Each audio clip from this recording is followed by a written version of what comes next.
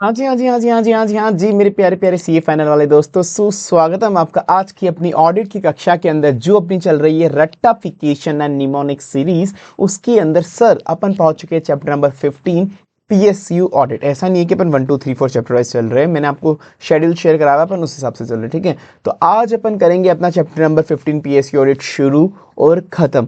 और सर मैं पहले ही बता दूं, ये पूरी फ्री यूट्यूब पे चल रही है, पर ये सिर्फ रट्टाफिकेशन एंड निमोनिक सीरीज है सर। मतलब जैसे सब बच्चों को ऑलरेडी, वैसे बहुत से को पता है कि ना आईसीआई जब तक मार्क्स नहीं देता, जब तक आप एग्जैक्ट लैंग्वेज मतलब एग्जैक्ट कीवर्ड और एग्जैक्ट आप हेड पॉइंट वहां पर लिख के ना आ जाओ, तब तक आपको आईसीआई मार्क्स नहीं देगा। तो बच्चों की वही रिक्वेस्ट है सर, याद करा दो, याद करा दो। तो अपन इसीलिए जितनी भी अपना मतलब जितने भी चैप्टर के अंदर इंपॉर्टेंट टॉपिक्स है, जिससे क्वेश्चन आ चुका है या आ सकता है, जहां पर भी याद करने का स्कोप है, वो अपन पूरा रटेंगे। सर इसका मतलब कि अपन बिना समझे एग्जाम में जा सकते, बिना अंडरस्टैंडिंग के? अरे देवता 1000 बार मना करा, ऐसा ना कर दियो। आपको बिना समझे कभी भी एग्जाम में नहीं जाना है। इस सीरीज का पर्पस रट्टाफिकेशन है, पर मैं कभी ये नहीं प्रमोट करता कि आप बिना कुछ समझे डायरेक्ट एग्जाम में पहुंच गए। भाई साहब ठुक जाएगी, ऐसे ही ठोक देगी बहुत बुरी। ऐसा ना कर देना कभी भी। तो अगर आपको समझना है, आई होप ये सीरीज देखने के पहले आप एक बार समझ के आ चुके हो, अदरवाइज उसके लिए आप हमारे दूसरे बैचेस रेफर कर सकते हो, जिसमें अपन ने अंडरस्टैंडिंग प्लस रट्टाफिकेशन दोनों का मस्त वाला कॉम्बिनेशन तड़का डाला है बाकी बैचेस में, ठीक है। अभी वाली सीरीज केवल रट्टाफिकेशन एंड निमोनिक्स के लिए, सब चीजें खून में डाल देंगे। चलो आ भी जाओ भैया, आ जाओ आ जाओ। सर अपना है ये पीएसयू ऑडिट। अब ना स्टार्टिंग के एक दो टॉपिक तो मैंने यूं ही डाल दिए तुम्हारे, जैसे ये वाले, ये याद करने के लिए कुछ है नहीं इसके अंदर वैसे। तो अपन क्या करें, पहले वहां से चलेगा? चलो पहले तुमको एक मेन जो टॉपिक है वो याद कराते हैं, उसके बाद अपन उधर चलते हैं।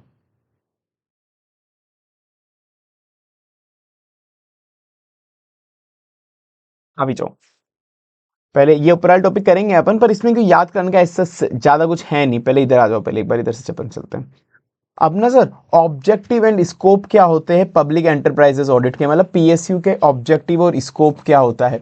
देखो भाई, तुम ना चाहे साइंस के बंदे हो या कॉमर्स के, कॉमर्स में तुमने पढ़ी होगी एफएम, फाइनेंशियल मैनेजमेंट, ठीक है ना। तो ये बोला पीएससी ऑडिट करनी क्यों है, तो ऐसा है कि सर तुम चाहे एफएम के मतलब कॉमर्स के बंदे हो या पीसीएम के, पीसीएम क्या होती है sir? Science sir, science, physics chemistry maths, physics chemistry math. तुम चाहे एफएम के बंदे हो या पीसीएम के, गवर्नमेंट को हेल्प करना, गवर्नमेंट को हेल्प करना भाई तुम्हारी जिम्मेदारी बनती है। तुम चाहे साइंस के बंदे हो या कॉमर्स के, साइंस मतलब तुम एफएम के मतलब फाइनेंशियल मैनेजमेंट, तुम चाहे एफएम के बंदे हो या पीसीएम के फिजिक्स केमिस्ट्री मैथ्स के, तुम्हारा फर्ज बनता है कि तुम गवर्नमेंट की हेल्प करो। किसमें? डिसीजन लेने में, और कोई भी इशू है तो उसे हाईलाइट करने में। तुम्हें किसमें गवर्नमेंट की हेल्प करनी है? डिसीजन लेने में, और कोई भी इशू है तो उसे हाईलाइट करने में। तुम्हें किसमें गवर्नमेंट की हेल्प करनी है? डिसीजन लेने में, और कोई भी इशू है तो उसे हाईलाइट करने में, ताकि ई अचीव हो, ताकि ई अचीव हो। मतलब सर, तुम चाहे साइंस के बंदे हो या कॉमर्स के, कॉमर्स के मतलब एफएम वाले बंदे हो, या साइंस के फिजिक्स केमिस्ट्री मैथ्स पीसीएम वाले बंदे हो, ठीक है, तुम्हें ना हमेशा गवर्नमेंट की हेल्प करनी है, तुम्हें हमेशा गवर्नमेंट की हेल्प करनी है। गवर्नमेंट की हेल्प कैसे कर सकते हैं सर? तुमको ना कोई भी इश्यूज है तो वो हाईलाइट करो, इश्यूज हाईलाइट करो गवर्नमेंट को, और साथ में उनकी डिसीजन लेने में भी मदद करो, साथ में उनकी डिसीजन लेने में भी मदद करो, ठीक है। डिसीजन लेने में मदद करी, इशू हाईलाइट करी, ताकि ई अचीव हो, इफिशिएंसी इफेक्टिवनेस इकोनॉमी अचीव हो, ताकि इफिशिएंसी इफेक्टिवनेस इकोनॉमी अचीव हो। देखो वैसे मैं तुमको हर बार बताता हूँ, वापस बता देता हूँ, मैक्सिमम अपन को 5 ही पॉइंट याद करने हैं। हाँ जी, 5 पॉइंट याद करेंगे, उससे अपना काम हो जाएगा, क्योंकि मैक्सिमम क्वेश्चन कितने मार्क्स का आता है? 5 मार्क्स का आता है, और 1 पॉइंट का 1 मार्क्स, 1 पॉइंट का 1 मार्क्स, तो इसे 5 मार्क्स का 5 पॉइंट काफी है, पर अपन फिर भी थोड़े ज्यादा कर लेते हैं सेफर साइड के लिए। पर इसका मतलब ही नहीं बाकी पॉइंट तुम स्किप करके चले जाओ, ना ना, बाकी पॉइंट पढ़ के जाना, क्योंकि एमसीक्यू कहीं से भी आ सकता है, पर जो याद करने हैं 5 पॉइंट। चलो वापस आ जाओ। तुम चाहे एफएम के बंदे हो या पीसीएम के मतलब साइंस के बंदे हो या कॉमर्स के, तुम्हें गवर्नमेंट की हेल्प करनी चाहिए, तुम्हें गवर्नमेंट की हेल्प करनी चाहिए। कैसे? इश्यूज हाईलाइट करके और डिसीजन लेने में, डिसीजन लेने में या इश्यूज हाईलाइट करने में, डिसीजन लेने में या इश्यूज हाईलाइट करने में, ताकि ई अचीव हो, इफिशिएंसी इफेक्टिवनेस इकोनॉमी अचीव हो, ठीक है। तुम चाहे एफएम के बंदे हो या पीसीएम के, पीसीएम में बस एम काट देना, तुमको एम काट देना है। तो तुम चाहे एफएम के बंदे हो या पीसीएम के बंदे हो एम काट देना, तुम चाहे एफएम के बंदे हो या पीसीएम फिजिक्स केमिस्ट्री मैथ्स के बंदे हो, मतलब कोई से भी स्टूडेंट हो, तुम्हें गवर्नमेंट की हेल्प करनी है। तुम्हें गवर्नमेंट की हेल्प करनी है किसमें, इशू हाईलाइट करने में और डिसीजन मेकिंग में। इशू हाईलाइट करने में, हाईलाइटिंग इश्यूज, और डिसीजन मेकिंग में, ताकि ई अचीव हो, ई इफिशिएंसी इफेक्टिवनेस इकोनॉमी, ताकि ई अचीव हो इफिशिएंसी इफेक्टिवनेस और इकोनॉमी। ठीक है, तुम चाहे एफएम के बंदे हो या पीसीएम के बंदे। तो एफएम देखो, मैं वापस बोल रहा हूँ, समझाने पे नहीं जाऊंगा, मैं समझ अपन क्लास में चुके, मेन बैचेस में समझ चुके। यहाँ पे अपना मेन पर्पस क्या चल रहा है सीरीज का, याद करवाना, ठीक है ना। देखो, FM physical and managerial accountability, physical और मैनेजरियल अकाउंटेबिलिटी, मतलब अगर तुम मतलब तुम जब पीएससी ऑडिट कर रहे हो तो तुमको फिजिकल एंड मैनेजरियल अकाउंटेबिलिटी ये भी चेक करनी है। एफएम फिजिकल और managerial, FM physical managerial, FM physical managerial. PCM के बंदे, पी से प्रोप्राइटरी ऑडिट, सी से कॉम्प्रिहेंसिव ऑडिट। तुमको अगर चैप्टर तुमने थोड़ा भी पढ़ा हुआ है तो तुमको पता है प्रोप्राइटरी ऑडिट, कॉम्प्रिहेंसिव ऑडिट, ऐसे परफॉर्मेंस ऑडिट बहुत तरह की होती है। तो ये प्रोप्राइटरी ऑडिट हो गई, कॉम्प्रिहेंसिव ऑडिट। तुम चाहे एफएम के बंदे हो या पीसीएम के, एफएम में physical and management managerial responsibility, physical and managerial accountability, मतलब हाँ ठीक है, physical and managerial accountability, physical and managerial accountability. FM physical managerial, physical managerial. या पीसीएम के बंदे हो, प्रोप्राइटरी कॉम्प्रिहेंसिव, एम को काट देना, प्रोप्राइटरी कॉम्प्रिहेंसिव। गवर्नमेंट को हेल्प करनी चाहिए, हेल्पिंग गवर्नमेंट को हेल्प करो ताकि फाइनेंशियल ऑपरेशन डेफिशिएंसी इनएडिक्वेसी कहाँ पे वो उसको पता पड़ेगा, मतलब ठीक है। गवर्नमेंट को हेल्प करनी चाहिए, किस में हेल्प करनी है गवर्नमेंट को, डिसीजन लेने में और इशू हाईलाइट करने के अंदर। तो हाईलाइट होगा इससे issues regarding efficiency and economic of operation, ठीक है, हाईलाइट होगा इससे issue regarding efficiency and economy of operation.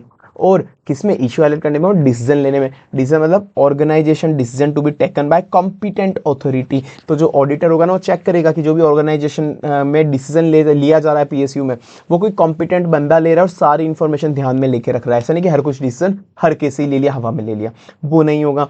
तो अपन को, तुम चाहे पीसीएम के बंदे हो या एफएम के, मतलब साइंस के हो या कॉमर्स के, एफएम के बंदे हो या पीसीएम के, एफ से फिजिकल, एफएम से फिजिकल एंड मैनेजरियल, एफएम से physical and managerial. PCM proprietary comprehensive, तुम्हें गवर्नमेंट की हेल्प करनी है तो हेल्पिंग गवर्नमेंट की कहाँ पर, इनएडिक्वेसी फाइनेंशियल ऑपरेशनल एफिशिएंसी कहाँ पे, हेल्पिंग गवर्नमेंट। कैसे हेल्प करनी है, इशू हाईलाइट करने में और डिसीजन लेने में, तो इशू हाईलाइट इफिशिएंसी इकोनॉमी के लिए, डिसीजन जो भी लेगा कॉम्पिटेंट अथॉरिटी लेगी, ताकि ई अचीव हो, ताकि ई अचीव हो, क्या अचीव हो, ताकि ई अचीव, इफिशिएंसी इफेक्टिवनेस इकोनॉमी, ताकि इफिशिएंसी इफेक्टिवनेस इकोनॉमी। तो वही है कि पीएसयू ऑडिट जो होती है ना, केवल फाइनेंस और कंप्लायंस ऑडिट के लिए नहीं होती, उसमें परफॉर्मेंस मतलब इफिशिएंसी इफेक्टिवनेस और इकोनॉमी ऑडिट भी अपन को साथ में करनी पड़ती है, ठीक है सर। तो ये रहा, तुम चाहे एफएम के बंदे हो या पीसीएम के बंदे हो, गवर्नमेंट को हेल्प करो डिसीजन लेने में, गवर्नमेंट को हेल्प करो कैसे, ये तो डिसीजन लेने में और इशू हाईलाइट करने में, ताकि ई अचीव हो। देखो, अब तुम नोट्स के लिए वापस पूछोगे, देखो मैंने बोला तुमको, मैं शेयर करवा दूंगा ये नोट्स वोट्स, तो जहाँ पे भी शेयर कराऊंगा, ऐप पे मिल जाएंगे, टेलीग्राम पे मिल जाएंगे, तो जो भी मिलेंगे मतलब तुमको मिल जाएंगे ये ऐप, ये नोट्स। तो पर जो नोट्स मिलेंगे ये बिना ट्रिक लिखे हुए मिलेंगे, मतलब ये जो ट्रिक लिखी हुई है ना येलो वाली, वो नहीं मिलेगी आपको। वो आपको पहले प्रिंट करा के आपको खुद को लिखनी है भाई, वरना खुद से जब तक आप तुम लिखोगे नहीं ना तो याद नहीं होगा। और मेरा इस वाली सीरीज का मतलब ही यही है भाई, मेरे को तुमको याद कराना है। अभी तुमने याद कर लिया तुम भूल जाओगे जब तक खुद से नहीं लिखोगे। तुम चाहे कितनी भी रिक्वेस्ट कर लो, रोविंग इंक्वायरीज दे दो, पर वो तुमको नहीं मिलेगी ट्रिक लिखी हुई पीडीएफ। ट्रिक तुमको खुद को लिखनी पड़ेगी भाई, तुम्हारी भले के लिए, वो मेरे को क्या चाह रहा है वरना तो, ठीक है। तो तुम जो एफएम के बंदे हो या पीसीएम के बंदे हो, तुम्हें गवर्नमेंट की हेल्प करनी पड़ेगी। किस लिए, कैसे गवर्नमेंट की हेल्प करेंगे, इशू हाईलाइट करने में और डिसीजन मेकिंग, ताकि ई अचीव हो, ठीक है। ये याद हो गया मेन। अब एक बार पहले चलो ऊपर देख लेते एक बार, ये इसमें कुछ याद करने का नहीं हो तो मैंने बस ऐसे ही रख दिया, कोई खास इंपॉर्टेंट भी नहीं और याद करने का कुछ है भी नहीं इसमें। देखो, अब इसमें अपन इतना कोई टाइम नहीं लगाऊंगा।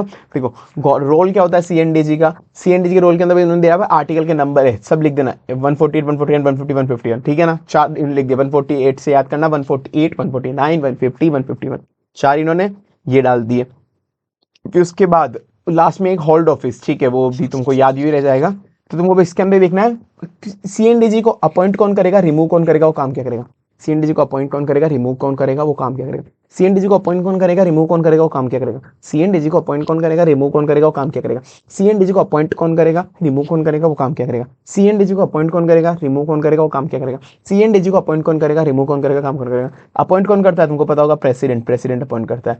और रिमूव कौन करता है, अगर मतलब रिमूव मतलब उसको निकाला जाता है अगर in case of proven misbehaviour, proven misbehaviour. और एक और रिमूव के अंदर, रिमूव के अंदर एक पॉइंट ये हो गया, एक और रिमूव के अंदर उसको छोड़ना पड़ता है, या तो 6 साल की ड्यूटी मैक्सिमम या 65 साल, 65 ईयर, मतलब टर्म ऑफ 6 ईयर और age of 65 year, whichever is earlier, जो भी पहले हो जाए। और उसको अगर रिजाइन करना है तो प्रेसिडेंट को रिजाइन लेटर प्रेसिडेंट को देना पड़ेगा, प्रेसिडेंट को। तो अपॉइंट कौन करता है, रिमूव कौन करता है, काम क्या करेगा। बहुत बेसिक है, रोल ऑफ सीएनडीजी भी आया है तो तुमको देखना है उसे अपॉइंट कौन करेगा, रिमूव कौन करेगा और काम क्या करेगा। अपॉइंट कौन करेगा, रिमूव कौन करेगा और काम क्या करेगा। अपॉइंट कौन करेगा, रिमूव कौन करेगा और काम क्या करेगा। अपॉइंट कौन करेगा, रिमूव कौन करेगा, काम क्या करेगा। तो अपॉइंट कौन करेगा, अपॉइंट प्रेसिडेंट करेगा। रिमूव कौन करेगा, कभी प्रूवन मिसबिहेवियर हो गया तो उसको रिमूव करना पड़ेगा, प्रूवन मिसबिहेवियर या इनकैपेसिटी हो गई। और साथ में रिमूव मतलब रेजिग्नेशन भी आ गया। रेजिग्नेशन कब देना पड़ेगा उसको, मतलब जनरली कब निकलना पड़ेगा। 6 साल का टर्म हो गया, 65 ईयर एज होगी, 6 साल का टर्म हो गया, 65 ईयर की एज हो गई। और जब भी निकलेगा तो प्रेसिडेंट को लेटर देके निकलेगा, ठीक है ना। मतलब रिजाइन जब भी करेगा वो प्रेसिडेंट को रिजाइन देके कर सकता है, ठीक है। तो अपन कौन करेगा, रिमूव कौन करेगा, काम क्या करेगा। काम के रिलेटेड ये पॉइंट हो गए, काम के रिलेटेड ये पॉइंट हो गए, ये वाले 3 पॉइंट। तो अपन कौन करेगा, रिमूव कौन करेगा के नीचे फर्स्ट एंड लास्ट पॉइंट है, अपन कौन करेगा, रिमूव कौन करेगा। काम क्या करेगा, काम अपन को पता है, जो भी नीचे रेलवे मिनिस्ट्री वगैरह मतलब जो पीएसयूज है उनको प्रिस्क्राइब करता है, उनके उसको प्रिस्क्राइब करता है कि कौन कौन सी बुक्स ऑफ अकाउंट्स उन्हें मेंटेन करनी, कौन कौन सी बुक्स ऑफ अकाउंट्स उन्हें मेंटेन करती है, मेंटेन में। तो power in relation to accounts of union and state, account की जो भी यूनियन और स्टेट है उनको वो उनके अकाउंट्स के लिए पूरी पावर हाथ में रखता है वो। साथ में सीएनडीजी के एडवाइस से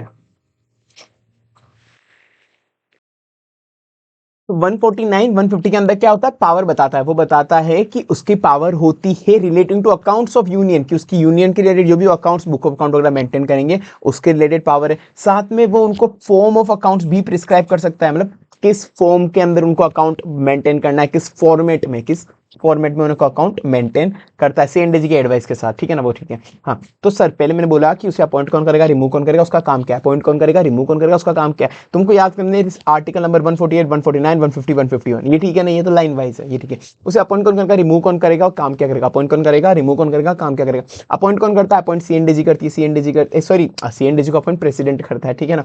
तो अपॉइंट प्रेसिडेंट कर लेता है, उसको अपॉइंट प्रेसिडेंट कर लेता है। फिर उसके बाद अपॉइंट कौन करेगा, रिमूव। रिमूव कब करेगा, जब उसको प्रूवन मिसबिहेवियर या फिर इनकैपेसिटी हो गई तो उसे रिमूव कर दिया जाएगा, चलो निकलो भैया। या फिर वो रिमूव कब होगा, 6 साल का टर्म पूरा हो गया, 65 ईयर की एज हो गई है और प्रेसिडेंट को रिजाइन कर सकता है, ठीक है ना। वो हो गया अपॉइंट कौन करेगा, रिमूव करेगा। काम के लिए भी अपन ने 2 सेक्शन 2 आर्टिकल पढ़े, बीच वाले दो क्या थे सर, बीच वाले के अंदर पढ़ा उसके पास पावर होती है in relation to the account, जो भी यूनियन स्टेट वगैरह मेंटेन करती है उसके रिलेटेड पावर होती है। वो उनको फॉर्मेट प्रिस्क्राइब कर सकता है, उनको फॉर्म प्रिस्क्राइब करता है किस फॉर्म के अंदर डाल सकते हैं। तो उसके बाद पावर होती है इन रिलेशन टू अकाउंट, जो भी यूनियन करते हैं उनको वो फॉर्म प्रिस्क्राइब कर सकता है जिसमें अकाउंट्स उनको मेंटेन करना है, ठीक है। बस बात खत्म। अब ये वाला पॉइंट तो बहुत ईजी है, जो भी तुमको पता है ऑलरेडी, कि जो भी वो रिपोर्ट सबमिट करता है सीएनडीजी, अगर सेंट्रल की है तो प्रेसिडेंट वगैरह के पास जाती है, स्टेट की है तो स्टेट लेजिस्लेटिव असेंबली वगैरह के अंदर जाती है, ठीक है। तो पार्लियामेंट और स्टेट लेजिस्लेटिव में उसकी रिपोर्ट जाती है। तो बाकी काम क्या नाम है, अपॉइंट कौन करेगा, रिमूव कौन करेगा, काम क्या करेगा। अपॉइंट कौन करेगा, रिमूव क्या करेगा, कौन करेगा, काम क्या करेगा, ठीक है सर। ये अपना रोल ऑफ सीएनडीजी हो गया।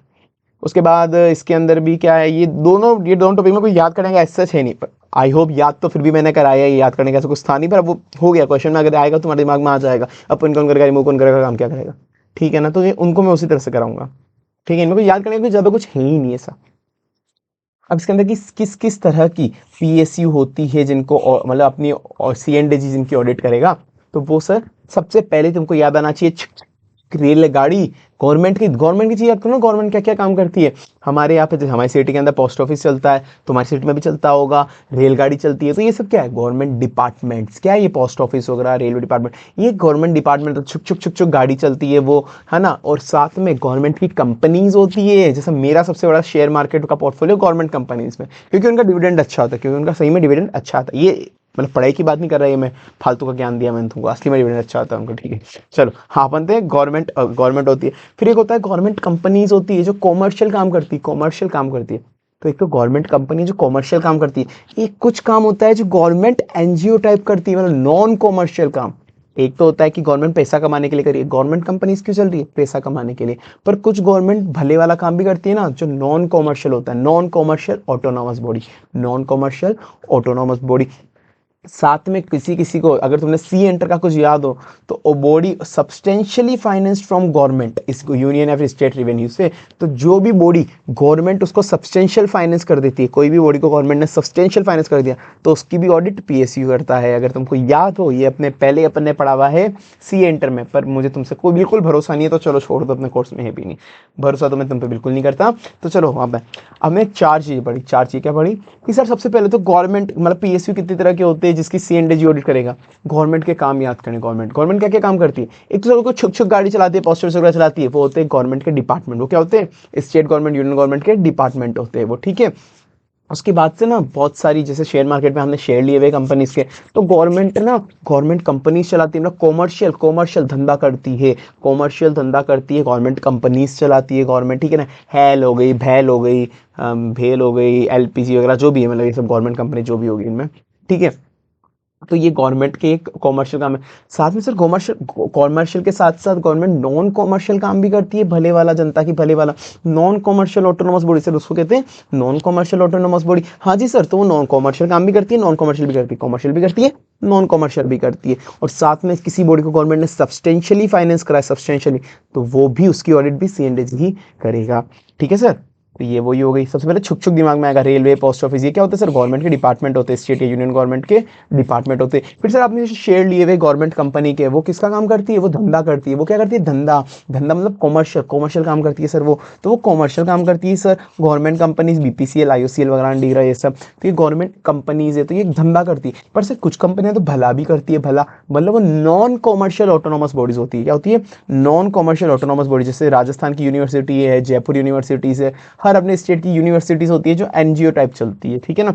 नॉन कॉमर्शियल ऑटोनोमस बॉडीज क्या होती है सर, ये नॉन कॉमर्शियल ऑटोनोमस बॉडी। एक होता है धंधा करने वाला, एक होता है नॉन धंधा। तो एक कॉमर्शियल, एक नॉन कॉमर्शियल, एक कॉमर्शियल, एक नॉन कॉमर्शियल, यू याद हो गया। फिर एक जिसको सब्सटेंशियली गवर्नमेंट ने फाइनेंस करा, जिसको सब्सटेंशियली गवर्नमेंट ने फाइनेंस करा, ठीक है सर। चलो अभी जाऊँ ऑडिट ऑफ। अब इसमें तो कुछ याद करने का था ही नहीं, और ये तो केवल समझने वाला टॉपिक है यार, इसको तो क्या ही कराऊँ मैं तुमको, पढ़ाऊँ क्या, वो मैंने डाल दिया बस नोट्स में, ऐसे ही डाल दिया था तुमको इसमें, तो ऐसा बाकी इस वाले नोट्स में डालना नहीं चाहिए था रट्टाफिकेशन में। पर ठीक है, अब आगे आया तो एक नज़र फेर लो एक इसके अंदर, बाकी कुछ याद करने वाला नहीं है इसमें। कि जब भी तुम कॉमर्शियल ऑडिट करते हो, मतलब गवर्नमेंट कंपनीज की ऑडिट करते हो, तो सीएनडीजी का क्या रोल होता है उसके अंदर, बहुत बेसिक है। उसे अपॉइंट कौन कराता है, सीएनडीजी कराता है। सप्लीमेंट्री ऑडिट कौन कराता है, सीएनडीजी कराता है। अपॉइंटमेंट, सप्लीमेंट्री ऑडिट और एक टेस्ट ऑडिट। तुमको पता होगा गवर्नमेंट कंपनी में काम क्या होता है यार, मतलब गवर्नमेंट कंपनी के अंदर सीएनडीजी क्या क्या करता है। गवर्नमेंट कंपनी में ऑडिटर कौन अपॉइंट करता है, अपॉइंट भी सीएनडीजी करता है। उसके लिए उसके बाद जब वो रिपोर्ट देता है, उस रिपोर्ट जो भी ऑडिटर ने रिपोर्ट दी, उसके बाद वो चाहे तो सप्लीमेंट्री ऑडिट भी करवा सकता है, और वो चाहे तो टेस्ट ऑडिट भी करवा सकता है। गवर्नमेंट कंपनी के अंदर सीएनडीजी क्या क्या करवा सकता है, ऑडिटर को भी वही अपॉइंट करेगा, ऑडिटर को भी वही अपॉइंट कराएगा। सप्लीमेंट्री ऑडिट भी करा सकता है, उसकी रिपोर्ट आने के बाद, इस वाले ऑडिटर की रिपोर्ट आने के बाद वो सप्लीमेंट्री ऑडिट भी करा सकता है, टेस्ट ऑडिट भी करा सकता है। सप्लीमेंट्री ऑडिट भी करा सकता है, टेस्ट ऑडिट भी करा सकता है, बस यही काम है उसके। और जो सप्लीमेंट्री ऑडिट जो हुई होती है, सप्लीमेंट्री ऑडिट जो सीएनडीजी अलग से कराता है, देखो मैं इतना डिटेल में नहीं जाऊंगा समझाने में, है ना। पर सबसे सप्लीमेंट्री ऑडिट जो भी हुई है, तो उसकी जो भी रिपोर्ट आई है, सप्लीमेंट्री ऑडिट की जो भी रिपोर्ट प्लस सीएनडीजी के उसके कमेंट, सीएनडीजी के कमेंट, उस रिपोर्ट पे कमेंट, वो सब जनों को सर्कुलेट होनी चाहिए। सब जनों को, जिसके भी पास फाइनेंशियल स्टेटमेंट जाता है ना एजीएम का, वो सब जनों को सर्कुलेट होनी चाहिए, और एजीएम में डिस्कस भी होनी चाहिए, अब मैं समझाने वाले पॉइंट पर अभी नहीं जाऊंगा, क्योंकि अपनी सीरीज का एम नहीं है वो वाला, ठीक है। तो बस वही होता है इसके अंदर। अपॉइंट कौन करेगा, ये अपॉइंट कौन करेगा, गवर्नमेंट सप्लीमेंट्री ऑडिट कराती है, सप्लीमेंट्री ऑडिट कराती है, टेस्ट ऑडिट कराती है, तो ये टेस्ट ऑडिट हो गई, ये टेस्ट ऑडिट हो गई, ठीक है ना।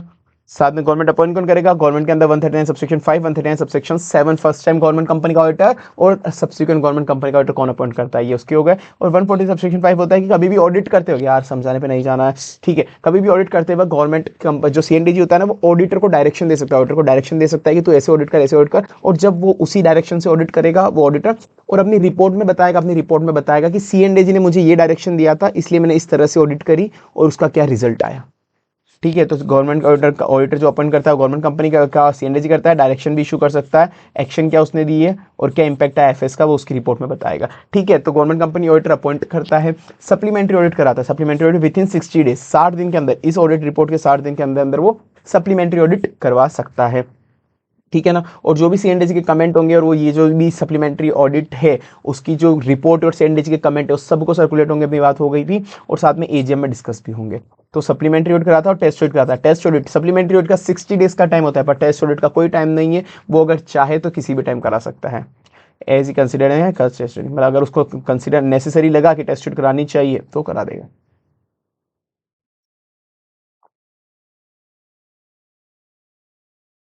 ये देख लो एक बार, तीन तरह की कमेटी होती है, अपनी बात हुई है ये वाली, अपने अपने बैचेस में बात हुई है, तीन तरह की कमेटी होती है सर पीएसयू के अंदर, जिनको मैंने कहा था पहले नाम कैसे याद करने सर, तीन कमेटी का नाम मैंने कहा था सर, ये स्पेशलाइज कमेटी है, आईसीआई खुद बोलता है ये कौन है, ये स्पेशलाइज कमेटी, आईसीआई क्या गवर्नमेंट खुद बोलती है कि ये स्पेशलाइज कमेटी है, तो इन तीनों का नाम भी इसी में छुपा हुआ है, स्पेशलाइज्ड, SPEC। सर ये देखो पीसी आ गया इसमें, पीसी, तो सर पी से होता है पब्लिक अकाउंट कमेटी, ई से एस्टीमेट कमेटी, सी से कमेटी ऑन पब्लिक अंडरटेकिंग। अरे वाह सर, मजा ही आ गया, मजा ही आ गया। तो पहली बार किसने बताया किसी के अंदर नाम छुपा हुआ है सर? हाँ जी बिल्कुल, इसमें नाम छुपा हुआ है।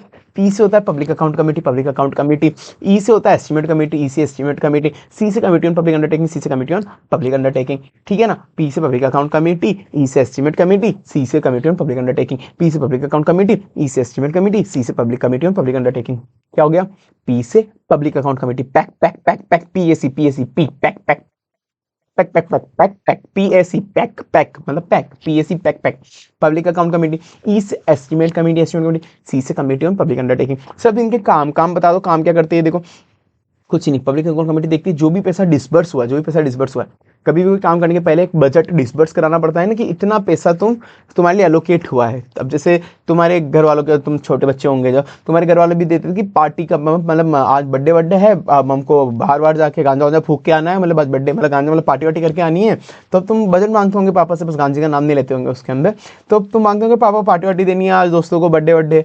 तो एक बजट पहले डिस्बर्स होता है, डिस्बर्स होता है कि चलो मेरा बजट, मतलब पापा बोलेंगे 2000 4000 5000 वोट एवर जो भी है, 1000 2000 5000 8000 जो भी है, तो अब वो इतने रुपए का डिस्बर्स हुआ है कि इतने रुपए के अंदर तू पार्टी करके आ सकता है, एक बजट दे दिया, एक बजट दे दिया। तो सबसे पहले डिस्बर्स होता है, जो डिस्बर्समेंट होना चाहिए वो लीगली होना चाहिए, सबसे पहले पैसा हमेशा डिस्बर्स होता है। फिर उसके बाद डिस्बर्स होने के बाद जो एक्सपेंडिचर होगा वो भी ऑथोराइज होना चाहिए। अब असली में या तो उसको एक्सपेंडिचर करोगे तुम, और किस किस जगह रीअप्रोप्रिएट करोगे, किस किस जगह रीअप्रोप्रिएट करोगे, मतलब अगर तुम्हारे पास पैसा एक डिस्बर्स हो गया कि इतना पैसा का तुम्हारे पास बजट है, डिस्बर्स हो गया, और डिस्बर्स लीगली होना चाहिए, डिस्बर्स लीगली होना चाहिए। ठीक है। अब उस पैसे को तुम या तो एक्सपेंडिचर करोगे, एक्सपेंडिचर ऑथराइज होना चाहिए, उस पैसे का या तो तुम एक्सपेंडिचर करोगे या उसको किसी और जगह रीअप्रोप्रिएट कर दोगे, रीअप्रोप्रिएट, कि तुमने उसकी पार्टी ना करके, तुम पार्टी वार्टी ना करके तुम उसके घूमने चले गए, तुम उसको घूमने चले गए, तुमने कोई माल फूक लिया, मतलब जो भी करा तुमने, ठीक है ना, तो एक्सपेंडिचर कर लिया, एक्सपेंडिचर करे, या तो तुम एक्सपेंडिचर कर सकते हो या उसको पार्टी के पर्पज से लिया था पर तुमने उसे किसी दूसरे पर्पज में यूज ले लिया, रीअप्रोप्रिएट कर दिया, उस डिस्बर्स फंड को तुम रीअप्रोप्रिएट कर सकते हो। क्या कर सकते हो? रीअप्रोप्रिएट। अब जो भी पैसा तुमको मतलब डिस्बर्स हुआ है, जो भी पैसा तुमको डिस्बर्स हुआ है, या तो उस पैसे से तुम एक्सपेंडिचर कर दोगे, जिस काम के लिए डिस्बर्स हुआ उसके लिए एक्सपेंडिचर कर दोगे, या उसको किसी दूसरे काम में तुम रीअप्रोप्रिएट कर दोगे, किसी दूसरे काम में, मतलब डाइवर्ट करना, उस पैसे को दूसरे काम में तुम रीअप्रोप्रिएट कर दोगे, रीअप्रोप्रिएट कर दोगे। ठीक है ना। तो डिसबर्स जो होना चाहिए वो लीगली होना चाहिए सर।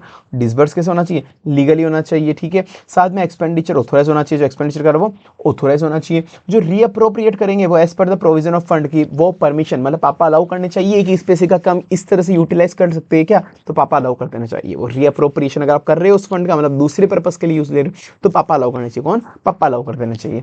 ठीक है। तो अब वही है सर कि पब्लिक अकाउंट कमेटी क्या चेक करती है, वो देखती है कि फंड जो डिसबर्स हुआ, फंड जो डिसबर्स हुआ, अब डिसबर्स पैसे का क्या करोगे, या तो एक्सपेंडिचर करोगे, सोचो नॉर्मली सोचो, डिसबर्स पैसे का क्या करोगे, या तो एक्सपेंडिचर करोगे या फिर उसको, उस पैसे को किसी दूसरी जगह रीअप्रोप्रिएट कर देंगे, उस पैसे को किसी दूसरी जगह रीअप्रोप्रिएट कर दोगे। ठीक है। तो डिसबर्स जो पैसा हुआ उसको या तो एक्सपेंडिचर करोगे या दूसरी जगह उसको रीअप्रोप्रिएट कर दोगे। तो एक्सपेंडिचर, तो एक तो डिसबर्स लीगली होना चाहिए, डिसबर्स लीगली होना चाहिए, एक्सपेंडिचर ऑथोराइज होना चाहिए, एक्सपेंडिचर ऑथोराइज होना चाहिए, उस पैसे को या फिर रीअप्रोप्रिएट कर दोगे, reappropriate as per provision of fund होना चाहिए, एज पर प्रोविजन मतलब प्रोविजन मतलब रूल्स और प्रोविजंस होता है वो वाला।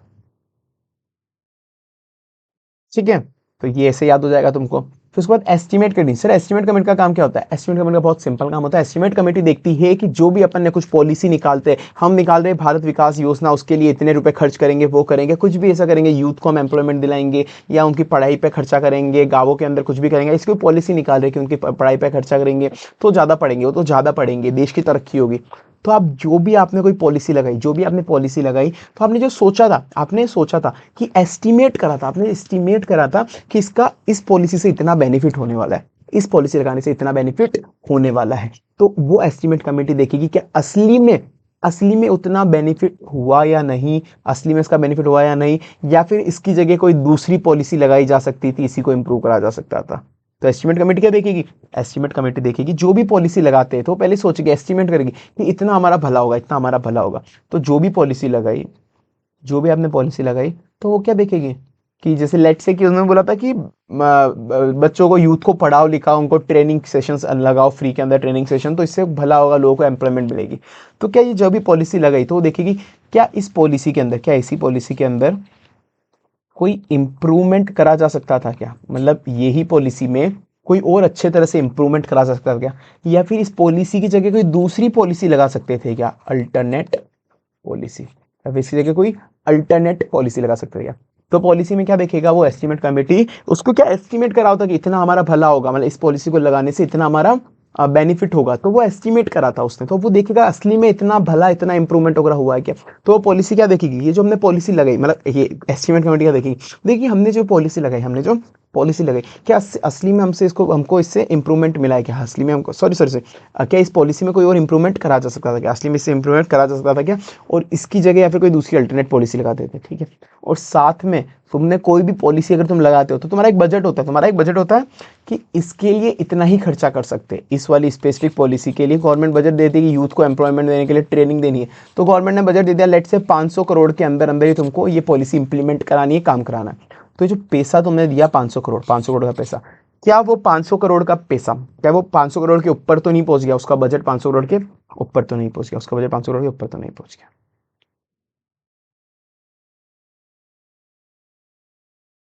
ये देखो, तो उसने क्या देखा, पहले तो economy improvement efficiency consistent with the policy में बी इफेक्टेड, कि मतलब उसने देखा कि जो इंप्रूवमेंट हमने एस्टिमेट करा था वो उसी के साथ कंसिस्टेंट है, वो उसी के साथ कंसिस्टेंट है। Report that economy improvement in the organisation efficiency और administrative reform consistent with the policy estimate, जो हमने एस्टिमेट करा था उतना ही इंप्रूवमेंट मिला है या नहीं मिला है, ठीक है। या फिर कोई अल्टरनेट पॉलिसी लगा सकते हैं, या फिर कोई अल्टरनेट पॉलिसी लगा सकते थे क्या, या फिर कोई अल्टरनेट पॉलिसी, और साथ में 500 करोड़ का बजट मिला, तो money is well let down with in the limit, कि जितना आपको बजट मिला था उतने में ही आपने खर्चा करा, उसके बाद एक्स्ट्रा खर्चा नहीं करा। ये 3 पॉइंट याद कर लो, चौथा बस पढ़ लो, ठीक है, सारे याद नहीं हो सकते।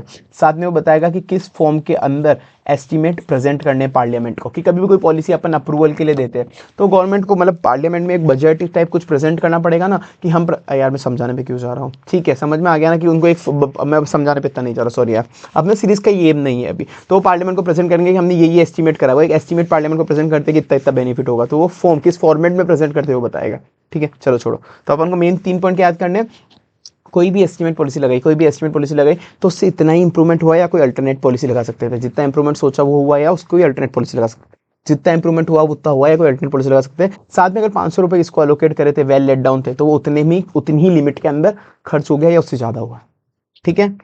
ये हो गया एस्टिमेट कमेटी। फिर committee on public undertaking, committee on public undertaking क्या करती है, तो बहुत ईजी काम करती है, फाइनेंशियल अकाउंट्स रिपोर्ट्स वगैरह चेक करती है, फाइनेंशियल अकाउंट। और ये कंपेरेटिव आज तक इसका क्वेश्चन कभी आया भी नहीं वैसे, पर हाँ ठीक है, पढ़ना तो ये अपन को, पर ये इसका इजी काम है। ये जितनी भी है ना, ये तो जो पीएसयू है, ये पीएसयू की रिपोर्ट एंड अकाउंट चेक करती है, पीएसयू की रिपोर्ट। साथ में सीएनडीजी भी जो रिपोर्ट बना रहा है ऑडिट करके, पीएसयू की ऑडिट कौन करता है, सीएनडीजी करता है, तो सीएनडीजी भी रिपोर्ट इसी को सबमिट करता है, इस वाली कमिटी को, कि भाई तू चेक कर।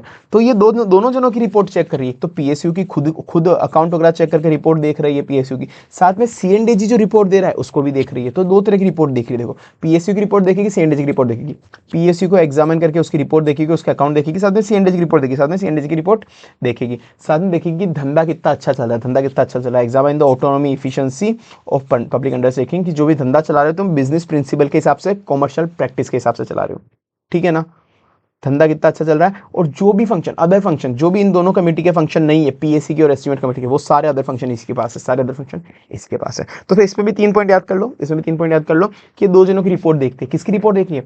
एक तो जो पब्लिक अंडरटेकिंग है पीएसयू की रिपोर्ट एंड अकाउंट देखेगी, पीएसयू की रिपोर्ट एंड अकाउंट देखेगी, साथ में सीएनडीजी ने जो रिपोर्ट दी वो भी देखेगी। तो दोनों जनों की रिपोर्ट देख रही है, पीएसयू की रिपोर्ट और अकाउंट भी देख रही है, साथ में सीएनडीजी ने रिपोर्ट दी वो भी दी है, साथ में देखिए धंधा जो चला रहे हो बिल्कुल अच्छे से चला रहे हो, धंधा बिल्कुल अच्छे से चला रहे हो, इफिशियंसी से, कॉमर्शियल प्रूडेंट प्रिंसिपल वगैरह फॉलो करके, कॉमर्शियल और business principle, prudent business principle follow करके।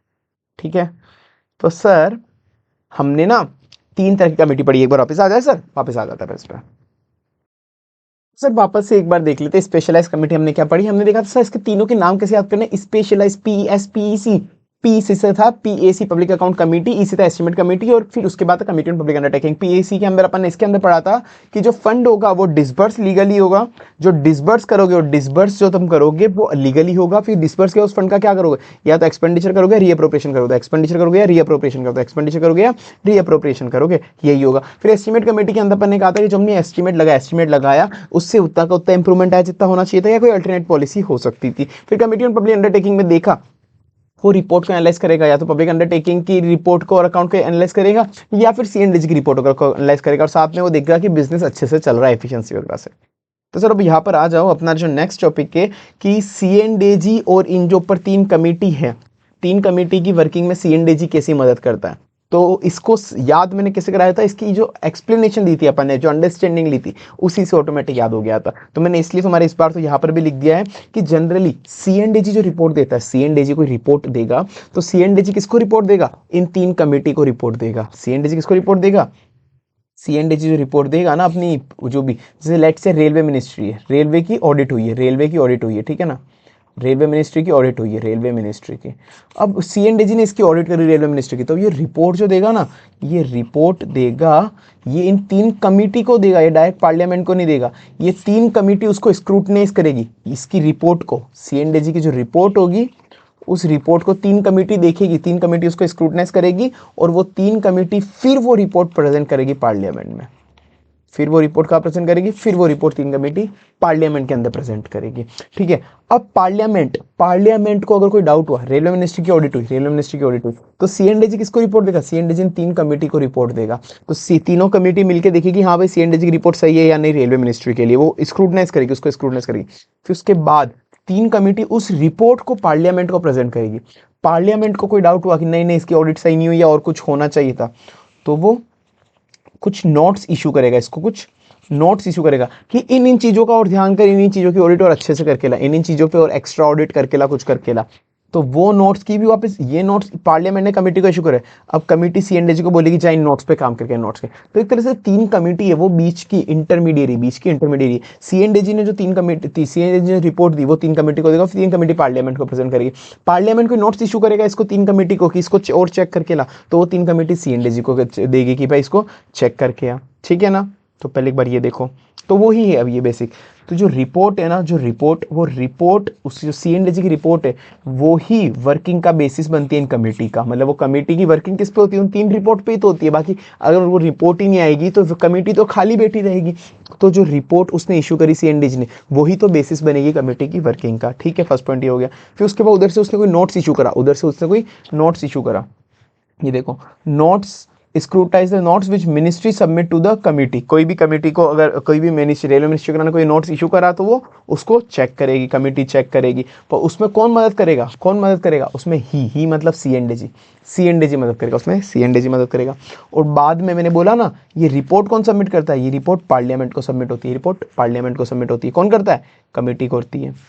ये देखो, present the report to the parliament. तो ये 3 पॉइंट तो बहुत सिंपल हो गए। ठीक है, देखो इस वाले पॉइंट का मतलब और कुछ था, सेकंड वाले का मैंने तुमको बोला था, पहले भी मैंने बताया था। मतलब पे अभी मैं नहीं जाऊंगा, ये केवल याद कराने के लिए मैंने शायद मतलब तुमको और कुछ समझा दिया, पर याद हुआ नहीं हुआ, बस याद पे रखना ना, क्योंकि अभी अपन अंडरस्टैंडिंग पे नहीं जा रहे भाई। ठीक है बॉस, अंडरस्टैंडिंग पर भी ध्यान नहीं देना अपन को, अभी केवल याद करने पर, इसलिए शायद तीसरे का मतलब अलग था सेकंड पॉइंट का, और मैंने याद करा दिया ऐसे करके। ठीक है, तो सीएनडीजी रिपोर्ट सबमिट करेगी कमिटी को, कमिटी उसको चेक करेगी, मतलब फर्स्ट वाला पॉइंट है, his report form a basis for committee. ठीक है, फिर कमिटी कमिटी पार्लियामेंट को रिपोर्ट सबमिट करेगी, कमेटी पार्लियामेंट को रिपोर्ट सबमिट करेगी, थर्ड वाला point. Financial committee present the report to the parliament. ठीक है, फिर उसके बाद अगर उसको कुछ इशू लगा पार्लियामेंट को, तो वो नोट्स इशू करेगी कमेटी को, और वो नोट्स कौन चेक करेगा, वो भी CNDC चेक करेगा। तो ये सेकंड वाला पॉइंट। ही scrutinise the notes which ministry submit, ऐसे तो रेलवे मिनिस्ट्री ने करा, पर मैंने याद कराने के लिए तुमको बोल दिया वाला। ठीक है, तो कुल मिला के वो नोट्स भी स्क्रूटनाइज करेगा। ठीक है, चलो ये भी हो गया। उसके बाद 3 पॉइंट याद होगा, एक चौथा पॉइंट बस यूँ देख लो कि जहां जहां पर भी डिटेल के अंदर कुछ भी कमेटी ने डिस्कस नहीं करा, डिटेल में कुछ भी कमेटी ने डिस्कस नहीं करा, तो वो रिटर्न आंसर ले लेगी रेलवे मिनिस्ट्री से, रिटर्न आंसर ले लेगी रेलवे मिनिस्ट्री से। ठीक है, in respect of those audit report which is not discuss in the detail by the committee, return answer ले लेगी किससे, रेलवे मिनिस्ट्री से। ठीक है, मतलब मिनिस्ट्री से कोई भी हो। ठीक है, ये बेसिक था, क्वेश्चन आया था मैंने बस ले लिया इसको। चलो ये भी हो गया।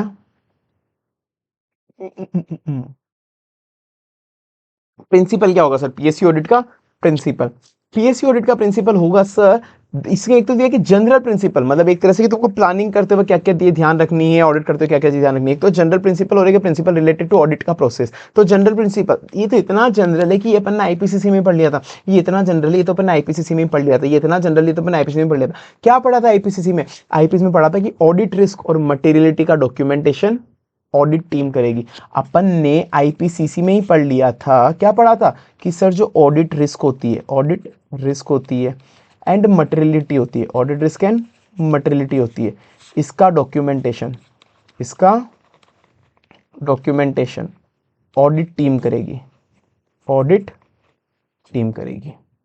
कौन गई सर? अपन ने IPCC में ही पढ़ लिया था कि ऑडिट रिस्क और मटेरियलिटी का डॉक्यूमेंटेशन ऑडिट टीम करेगी। सर अपन ने IPCC में पढ़ लिया था कि ऑडिट रिस्क और मटेरियलिटी का डॉक्यूमेंटेशन ऑडिट टीम करेगी। क्या पढ़ा था सर अपन ने IPCC में? सर हमने IPCC में ही पढ़ लिया था कि ऑडिट रिस्क और मटेरियलिटी का डॉक्यूमेंटेशन ऑडिट टीम करेगी। सर हमने बचपन में ही पढ़ लिया था कि ऑडिट रिस्क और मटेरियलिटी का डॉक्यूमेंटेशन ऑडिट टीम ही पढ़ेगी, ऑडिट रिस्क और मटेरियलिटी का डॉक्यूमेंटेशन ऑडिट टीम ही करेगी। सर हमने बचपन में ही पढ़ लिया था, मतलब IPCC में पढ़ लिया था कि हमने IPCC में ही पढ़ लिया था कि ऑडिट रिस्क और मटेरियलिटी का डॉक्यूमेंटेशन ऑडिट टीम करेगी, ऑडिट रिस्क और मटेरियलिटी का डॉक्यूमेंटेशन ऑडिट टीम करेगी, ऑडिट रिस्क और मटेरियलिटी का डॉक्यूमेंटेशन ऑडिट टीम करेगी, ऑडिट रिस्क और मटेरियलिटी का डॉक्यूमेंटेशन ऑडिट टीम करेगी। सर हमने IPCC में पढ़ा था कि ऑडिट रिस्क और मटेरियलिटी का डॉक्यूमेंटेशन ऑडिट टीम करेगी। तो IPCC में हमने क्या क्या पढ़ा था sir? Independence, professional judgement, communication, quality control, मतलब ये मेंटेन करके चलने आपको ऑडिट करते हो। क्या क्या मेंटेन करना है? IPCC, I से इंडिपेंडेंस,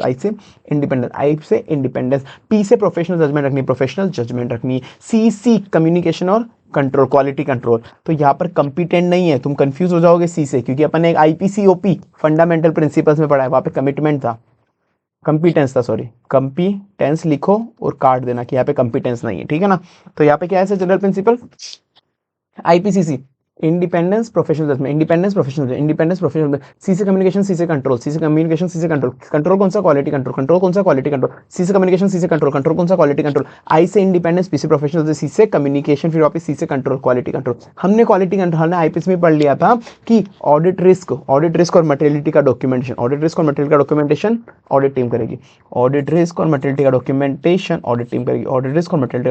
ऑडिट टीम करेगी।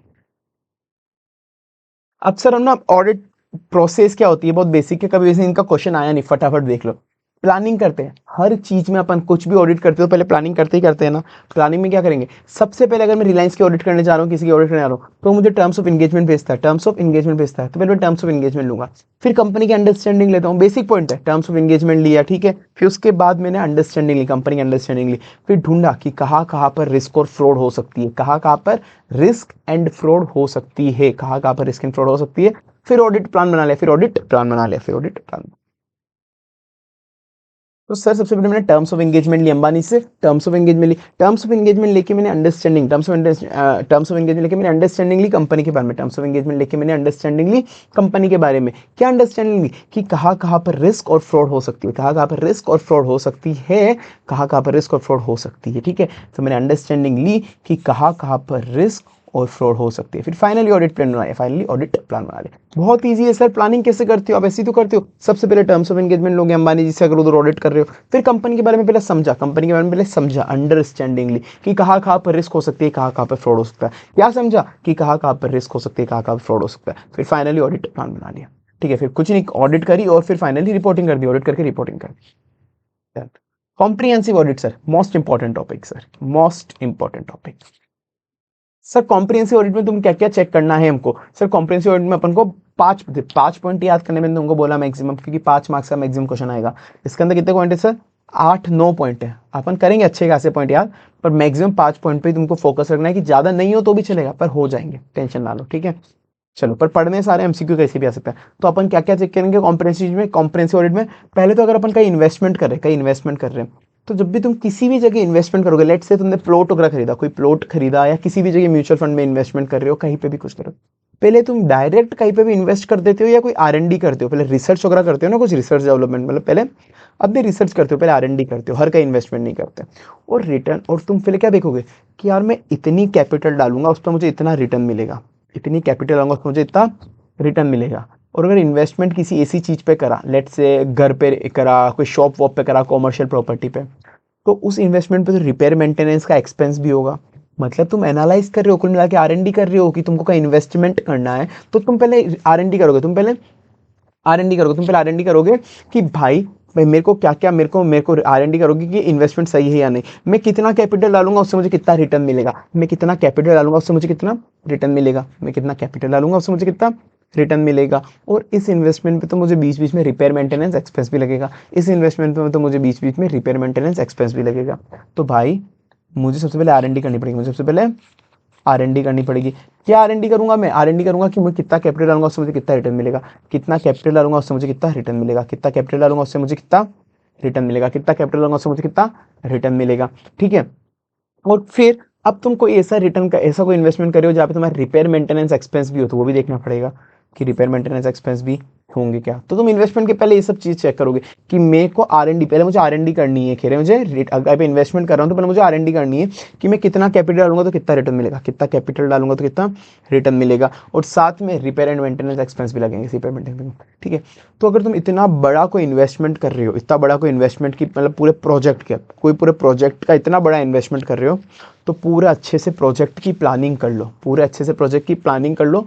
अगर कोई सिस्टम चाहिए ना, सिस्टम, तो वो सिस्टम भी खरीद लो, क्योंकि बहुत बड़ा प्रोजेक्ट है, तुम डायरेक्ट इन्वेस्टमेंट मत करो, बहुत बड़ा प्रोजेक्ट है, तुम डायरेक्ट इन्वेस्टमेंट मत करो, पहले पूरे प्रोजेक्ट की प्लानिंग कर लो, पहले पूरे प्रोजेक्ट की प्लानिंग कर लो। अगर कोई सिस्टम चाहिए ना, सिस्टम, कोई सिस्टम चाहिए तो वो सिस्टम भी पहले खरीद लो, पहले वो सिस्टम चाहिए कि प्लानिंग करने के लिए कोई सिस्टम चाहिए हमको, तो हम ना वो पहले वो भी खरीद लेते हैं, तो हम वो सिस्टम भी खरीद लेते हैं, ठीक है।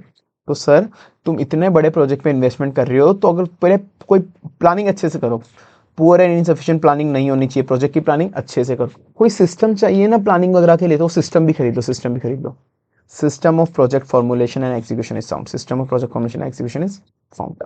तो सर सबसे पहले 6 पॉइंट यहाँ पे याद हो गए तो काफी हो गए वैसे, पर एक बार वापस एक बार ऊपर से देखते हैं अपन कि सर अगर कहीं भी तुमको इन्वेस्टमेंट करना है, कोई प्रोजेक्ट प्लानिंग वगैरह में किसी प्रोजेक्ट में इन्वेस्ट करना है, तो पहले आर&डी करूंगा, तो रिसर्च एंड डेवलपमेंट, कि कितनी कैपिटल लगेगी, कितना रिटर्न आएगा, कितनी कैपिटल लगेगी, कितना रिटर्न आएगा, कितनी कैपिटल लगेगी, कितना रिटर्न आएगा, और साथ में क्या मुझे उस पर कोई रिपेयर मेंटेनेंस एक्सपेंस भी लगाने हैं क्या। तो how does overall cost of capital of a project compare to approve plan cost, जितना मैंने अप्रूव प्लान कॉस्ट देखा था उसमें मुझे कितना कैपिटल कॉस्ट लगा, ठीक है ना। समझने पे नहीं जाएंगे अभी अपन सर, वही बात चल रही है अपनी। तो मुझे सबसे पहले देखना है कि मुझे कितनी कैपिटल लगानी है, मुझे क्या देखना है कि ओवरऑल कितनी ज्यादा कैपिटल लगानी है, उस कैपिटल में से मुझे कितना ज्यादा रिटर्न मिलेगा। तो how does the overall cost capital cost of project compare to the approve plan cost, and मुझे कितना रेट ऑफ रिटर्न मिलेगा, मतलब how the whether the plan rate of return achieve, whether the plan rate of return achieve, ठीक है। तो मैं आर&डी करनी है कि कितना ज्यादा कैपिटल डालूंगा तो कितना रिटर्न मिलेगा, कितना कैपिटल डालूंगा तो कितना रिटर्न मिलेगा। So overall cost of capital कितनी रहने वाली है और रेट ऑफ रिटर्न कितना होने वाला है, ठीक है। जो प्लान है वो अचीव हुआ नहीं हुआ। साथ में क्या मुझे कहीं पे रिपेयर मेंटेनेंस एक्सपेंस भी लगेगा क्या, वो डालूंगा, ठीक है। अब तुम इतने बड़े प्रोजेक्ट पे अगर तुम इन्वेस्टमेंट कर रहे हो तो पहले प्रॉपर प्लानिंग कर लो, पहले पूरा प्रॉपर प्लानिंग कर लो, हर कैसे मत कर देना। कोई सिस्टम चाहिए तो वो भी खरीद लो, तो पुअर इनसफिशिएंट प्रोजेक्ट प्लानिंग मत करना, कोई सिस्टम चाहिए ना, सिस्टम प्रोजेक्ट फॉर्मुलेशन, तो वो भी ले लेना, ठीक है। ये हो गया। अब हो गया वैसे पॉइंट याद, फिर भी अगर तुमको देखने हो तो देख लेना कि प्रोडक्शन और परचेस पॉलिसी सही है, प्रोड्यूस करने की और परचेस करने की, मतलब पहले परचेस होता है फिर प्रोडक्शन होता है, पहले परचेस होता है फिर प्रोडक्शन होता है, तो उनकी पॉलिसी अच्छी है कि परचेस पॉलिसी एडिक्वेट है और प्लांट प्रोडक्शन अचीव हो गया, ठीक है ना, बस काफी हो गया। Proprietary audit sir, proprietary audit के अंदर मीनिंग क्या होता है इसका, वेरीफाई करना होता है अपन को पीसीसी। क्या वेरीफाई करना है, पीसीसी, पुलिस क्लियरेंस सर्टिफिकेट। हाँ जी, पीसीसी का मतलब होता है पुलिस क्लियरेंस सर्टिफिकेट, पर इधर जो मतलब है अपना वो है public interest, commonly accepted custom और स्टैंड ऑन। तो public interest commonly accepted custom, public interest commonly accepted custom, PCC, public interest. C से commonly accepted custom, commonly accepted custom. फिर सी से कंडक्ट, कौन से कंडक्ट, स्टैंडर्ड ऑन कंडक्ट। ठीक है, एक तो हो गया कॉमनली एक्सेप्टेड कस्टम, या तो तुम कॉमन याद कर लो या फिर कस्टम याद कर लो, पी सी सी, पीसीसी, बात सेम ही है। Public interest custom conduct, public interest custom conduct. Custom जो है वो जनरली मतलब कॉमनली एक्सेप्टेड कस्टम है, कंडक्ट जो है स्टैंडर्ड है। मतलब ठीक है, इतना ऐसी वर्डिंग भी नहीं देखनी, बस पब्लिक इंटरेस्ट और कस्टम और कंडक्ट बिल्कुल सही है। पब्लिक इंटरेस्ट, सी से कॉमनली एक्सेप्टेड कस्टम, फिर सी से कंडक्ट कंडक्ट कंडक्ट, पी से पीसीसी, क्या देखना है आपको, PCC, PCC, public interest commonly accepted custom, public interest commonly accepted conduct, public interest commonly accepted custom, custom custom तुम्हारे course में है ना, कस्टम वही वाली कस्टम, हाँ वही है। Public interest commonly accepted custom, public interest commonly accepted custom, public interest commonly accepted custom, फिर सी से कंडक्ट, सी से कंडक्ट। हम्म ये तो बहुत इजी है, इसमें कुछ याद करने का है नहीं, इसमें जरूर अपन याद करेंगे एक बार, इसमें याद करने का है नहीं।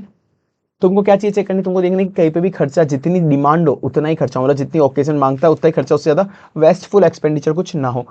खुद के भले के लिए मत करना, किसी रिश्तेदार के भले के लिए मत करना। खुद के भले के लिए मत करना, किसी रिश्तेदार के भले के लिए मत करना। खुद के भले के लिए मत करना, किसी रिश्तेदार के भले के लिए मत करना। खुद के भले के लिए मत करना, किसी रिश्तेदार के भले के लिए मत करना। तो सर ये क्या बोलता है, ये प्रिंसिपल बोलता है कि सर आपको जितना खर्चा करना है, जितनी डिमांड है उतना ही करना, डिमांड के हिसाब से खर्चा करना, ज्यादा मत करना। खुद के भले के लिए मत करना, किसी रिश्तेदार के भले के लिए मत करना। खुद के भले के लिए मत करना, किसी रिश्तेदार के भले के लिए मत करना। खुद के भले के लिए मत करना, किसी रिश्तेदार की मदद के लिए मत करना। पहले जितना खर्चा मांगता है डिमांड उतना ही करना, not prime office more than the occasion of demand, जितना उस ओकेशन पे लगना चाहिए उससे ज्यादा मत करना। खुद के भले के लिए मत करना, किसी रिश्तेदार के भले के लिए मत करना। खुद के भले के लिए मतलब नॉट डायरेक्टली और indirectly accrue its own advantage, की जो भी सेक्शन एक्सपेंडिचर है वो डायरेक्टली इनडायरेक्टली मुझे खुद के ओन एडवांटेज के लिए ना हो, ना मेरे रिश्तेदार मतलब स्पेसिफिक किसी पर्टिकुलर पर्सन के लिए या ग्रुप ऑफ पर्सन को बेनिफिट ना दे। ठीक है, मेरे मतलब मेरे खुद के भले के लिए और मेरे रिश्तेदार के लिए भले के लिए, रिश्तेदार मतलब पर्टिकुलर पर्सन के भले के लिए ना होना चाहिए। तो ओकेशन ऑफ डिमांड से ज्यादा ना हो, ओकेशन ऑफ डिमांड से ज्यादा ना हो, ना मेरे खुद के एडवांटेज के लिए हो, ना मेरे किसी रिश्तेदार के एडवांटेज के लिए, मेरे खुद के एडवांटेज के लिए, ना मेरे किसी रिश्तेदार के एडवांटेज के लिए। So not directly accrue its own advantage, या फिर किसी बेनिफिट ऑफ पर्टिकुलर पर्सन के एडवांटेज। ठीक है, साथ में बस वही कि अगर तुमको कोई एक्सपेंडिचर के लिए, अगर कोई एक्सपेंडिचर के लिए कुछ भी मिल रहा है, लेट से अलाउंसेस मिल रहा है, तो वो अलाउंसेस किसी एक्सपेंडिचर के लिए, तुम खुद के बेनिफिट के लिए मत ले लेना। ठीक है, कोई भी रिम्यूनरेशन रिवॉर्ड वगैरह के अलावा तुमको कुछ मिल रहा है, मतलब सैलरी के अलावा अगर तुमको कुछ मिल रहा है कुछ भी, तो नो अदर, तो वो तुमको किसी तुम्हारे बेनिफिट के लिए नहीं मिल रहा है, वो किसी एक्सपेंडिचर के लिए मिल रहा है। ठीक है, तो वही तुम्हारा भला मत करना उससे। तो सर इससे क्या याद करना है अपन को, इसको देखना है कि जो भी तुमको जो खर्चा करना है वो डिमांड जितना ही हो, जो डिमांड से हो, खुद के भले के लिए, दूसरे भले के लिए करना, खुद के भले के लिए और किसी रिश्तेदार के भले के लिए, खुद के भले के लिए और रिश्तेदार के भले के लिए मत करना। और किसी डिमांड जितना खुद के ओन एडवांटेज के लिए मुझे नहीं होना चाहिए, या particular particular group of a person को बेनिफिट नहीं करना चाहिए। साथ में मुझे कुछ भी अगर एक्स्ट्रा मिल रहा है अपार्ट फ्रॉम माई रिम्यूनरेशन, तो वो मुझे खुद के बेनिफिट वगैरह के लिए, इनके लिए नहीं रखना है, मतलब वो अलाउंसेस वगैरह मिल रहा है कहीं एक्सपेंडिचर के लिए नहीं। ये वाला है फंक्शन ऑफ ऑडिटर। ऑडिटर का क्या फंक्शन होता है in case of proprietary audit. देखो फंक्शन ऑडिटर कैसे चेक करेगा इसके अंदर, प्रोप्राइटरी ऑडिट के अंदर ऑडिटर क्या क्या चीजें चेक करेगा प्रोप्राइटरी ऑडिट के अंदर। तो अपन ने ना जो पढ़ा, देखो भाई, उसको ऑडिटर पता है क्या बोलेगा, अगर तुमको कोई गंदे काम की आदत है, तुमको कोई गंदे कामों की आदत है, ठीक है ना, कोई गंदे कामों की आदत है, तो वो बोल रहा है भाई कि तुम ना सब्सटीट्यूट करो, उस वाले को सब्सटीट्यूट करो अच्छी चीजों से, कि ऐसी चीजें ना करके ऐसी ऐसी चीजें करो, कुछ अच्छी चीजें करना शुरू हो जाओ। ठीक है, तो बोलेगा कि सर सब्सटीट्यूट करो रॉन्ग एक्सपेंस की हैबिट को, क्या बोलेगा वो, सब्सटीट्यूट करो रॉन्ग एक्सपेंस की हैबिट को, रॉन्ग एक्सपेंस की हैबिट को किससे, तो बोलेगा वो तो प्लान करेंगे अपन कोई राइट एक्सपेंस आपके लिए प्लान करेंगे, क्यों अच्छी चीजें शुरू करो, जब आप रुपए लगा ही रहे हो तो ऐसी ऐसी चीजों में क्या मतलब है। ठीक है, प्लान करो, plan the right expenses, plan the right expenses. तो substitute the wrong expense habit with the plan the right expense, substitute the wrong expense habit with the and plan the right expense. ताकि अगर आप कोई अच्छा खर्चा करोगे, जब कोई खर्चा कर ही रही हो ऐसी चीजों में ना करके कोई अच्छा खर्चा करोगे, तो इससे आपको मैक्सिमम एंड ऑप्टिमम बेनिफिट होगा, मैक्सिमम एंड ऑप्टिमम बेनिफिट होगा, रिजल्ट आएगा, बेनिफिट होगा, रिजल्ट आएगा, मैक्सिमम ऑप्टिमम रिजल्ट आएगा, मैक्सिमम एंड ऑप्टिमम रिजल्ट आएगा। अब ये सब मैं आपके भले के लिए ही कह रहा हूँ, ये सब मैं आपके भले के लिए ही कह रहा हूँ, मतलब आपके इंटरेस्ट के लिए कह रहा हूँ, ये सब मैं आपके इंटरेस्ट के लिए कह रहा हूँ। किसके लिए? आपके इंटरेस्ट के लिए। मुझे कोई मतलब नहीं है, तो मैं आपके इंटरेस्ट के लिए कह रहा हूँ, आपके भले के लिए कह रहा हूँ। बाकी आपको जो करना हो करो, बाकी आपको जो करना हो करो, सीधी बात है। तो ऑडिटर क्या कहेगा सर? ऑडिटर मैनेजमेंट को कहेगा, ऑडिटर मैनेजमेंट को कहेगा कि आपकी जो गंदी हरकतें हैं ना, गंदी जगह खर्चा करने की, उसको सब्स्टिट्यूट करो, उस गंदी हरकत को सब्स्टिट्यूट करो। किससे? प्लान करो कोई अच्छा expenditure, plan the right expenses. तो वो बोल रहा है कि सब्स्टिट्यूट करो आपके गंदे एक्सपेंडिचर की आदत को अच्छे एक्सपेंस को प्लान करो, अच्छे एक्सपेंस। क्यों? इससे क्या होगा? इससे ना मैक्सिमम एंड ऑप्टिमम रिजल्ट आएगा, मतलब हेल्थ अच्छी रहेगी, maximum and optimum health result आएगा।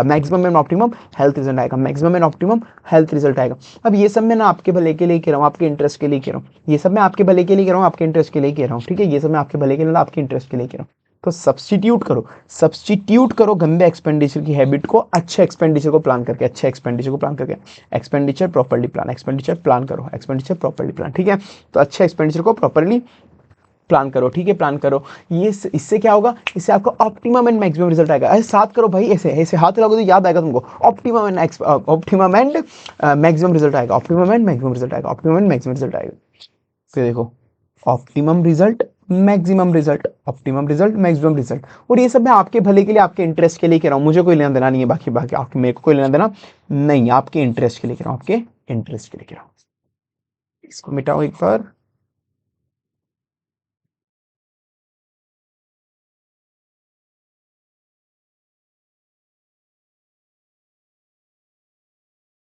ये देखो सर, अपने सब्स्टिट्यूट करो, ये देखो, सब्स्टिट्यूट करो रॉन्ग एक्सपेंस की हैबिट को एंड प्लान करो राइट एक्सपेंस। सब्स्टिट्यूट करो रॉन्ग एक्सपेंस की हैबिट को प्लान करो राइट एक्सपेंस। तो ऑडिटर क्या बोलेगा? प्रोप्राइटरी ऑडिट में वो देखेगा कि आप बहुत गलत जगह, गंदी जगह हरकतें कर रहे हो, मतलब गंदी जगह हर जगह खर्चे कर रहे हो, गंदी जगह खर्चे कर रहे हो, गंदी जगह खर्चे कर रहे हो। तो बोलेगा सब्स्टिट्यूट करो आपके रॉन्ग एक्सपेंस की हैबिट को,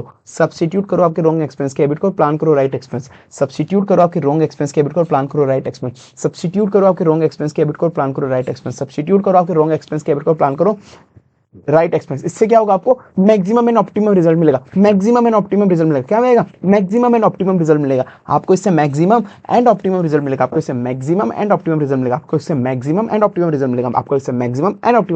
रिजल्ट मिलेगा। और ये सब मैं आपके भले के लिए ही कह रहा हूँ, आपके इंटरेस्ट के लिए कह रहा हूँ, बाकी मुझे कोई लेना देना नहीं है। ये सब I am saying this only for your interest only, ठीक है? तो सब्स्टिट्यूट करो एक गंदी खर्चों की आदत को, प्लान करो कोई अच्छा एक्सपेंस, प्लान करो कोई अच्छा एक्सपेंस। जिससे क्या होगा? ऑप्टिमम और मैक्सिमम बेनिफिट मिलेगा, ऑप्टिमम मैक्सिमम रिजल्ट मिलेगा। ये सब मैं आपके भले, आपके इंटरेस्ट के लिए कह रहा हूँ, आपके इंटरेस्ट के लिए।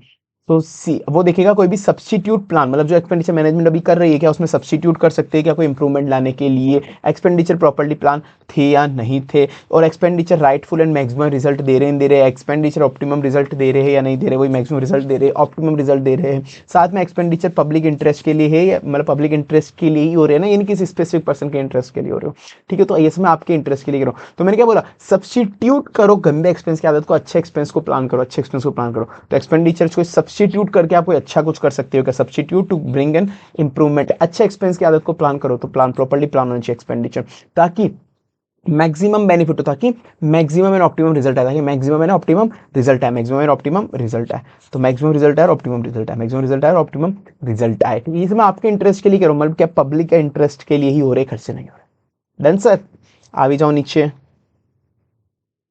परफॉर्मेंस ऑडिट, बस परफॉर्मेंस ऑडिट ही बचा है मेन, तो अब इसके अंदर अपना इंपॉर्टेंट है परफॉर्मेंस ऑडिट। पहले एक बार ये कर लेते, चलो परफॉर्मेंस ऑडिट के पहले अपन एक बार ये कर लेते हैं, छोटा सा टॉपिक है, फिर एक परफॉर्मेंस ऑडिट ही बचा रहेगा। कि सर जब ऑडिट रिपोर्ट फाइनली प्रेजेंट करता है सीएनडीजी जब ऑडिट रिपोर्ट प्रेजेंट करता है, तो ऑडिट रिपोर्ट में क्या लिखता है? वो बोलता है गार। वो क्या बोलता है? गार। आपके सीए फाइनल डायरेक्ट टैक्स के अंदर गार का टॉपिक है, आपको याद है ना? गार वाला टॉपिक है ना, जनरल एंटी अवॉइडेंस रूल वाला। वो तो गार, वो क्या बोलेगा? गार। पहले वो देगा जनरल रिव्यू, फिर देगा appraisal of sir, comprehensive appraisal. पहले जनरली कुछ रिव्यू बताएगा, फिर अप्रेजल देगा, कॉम्प्रिहेंसिव अप्रेजल।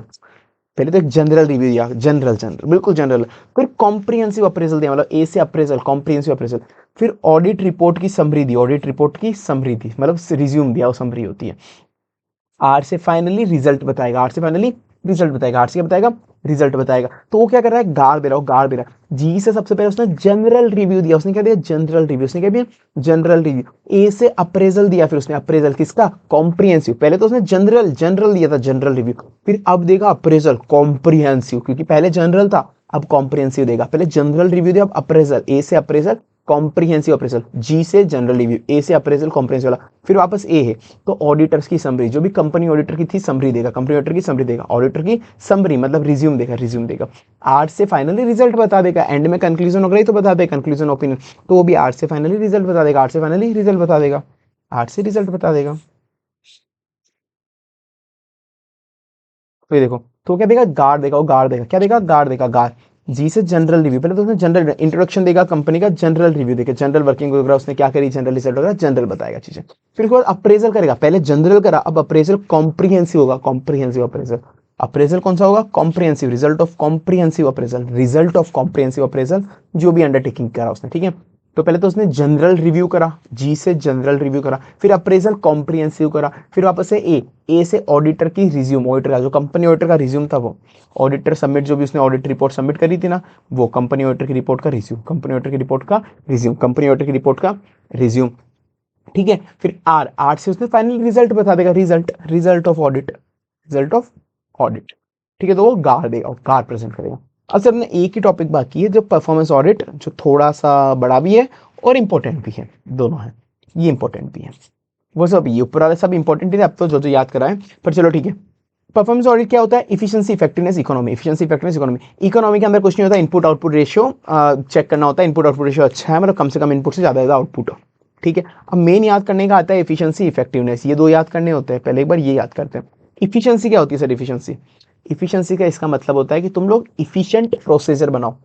इफिशिएंसी से फर्स्ट ही नाम गया, इफिशिएंसी से इफिशिएंट प्रोसीजर बनाओ। कभी भी क्वेश्चन आ जाए इफिशिएंसी क्या होता है, तुमको इफिशिएंट प्रोसीजर बनाने, किस चीज के लिए, कोई भी रिसोर्सेज जब तुम परचेज करो, मतलब प्रोकर करो, कोई भी रिसोर्सेज तुम क्या करोगे, परचेज करोगे, पहले रिसोर्सेज परचेज करोगे, परचेज करने के बाद उसे यूज करोगे, यूज, हाँ ना, मतलब यूज करना।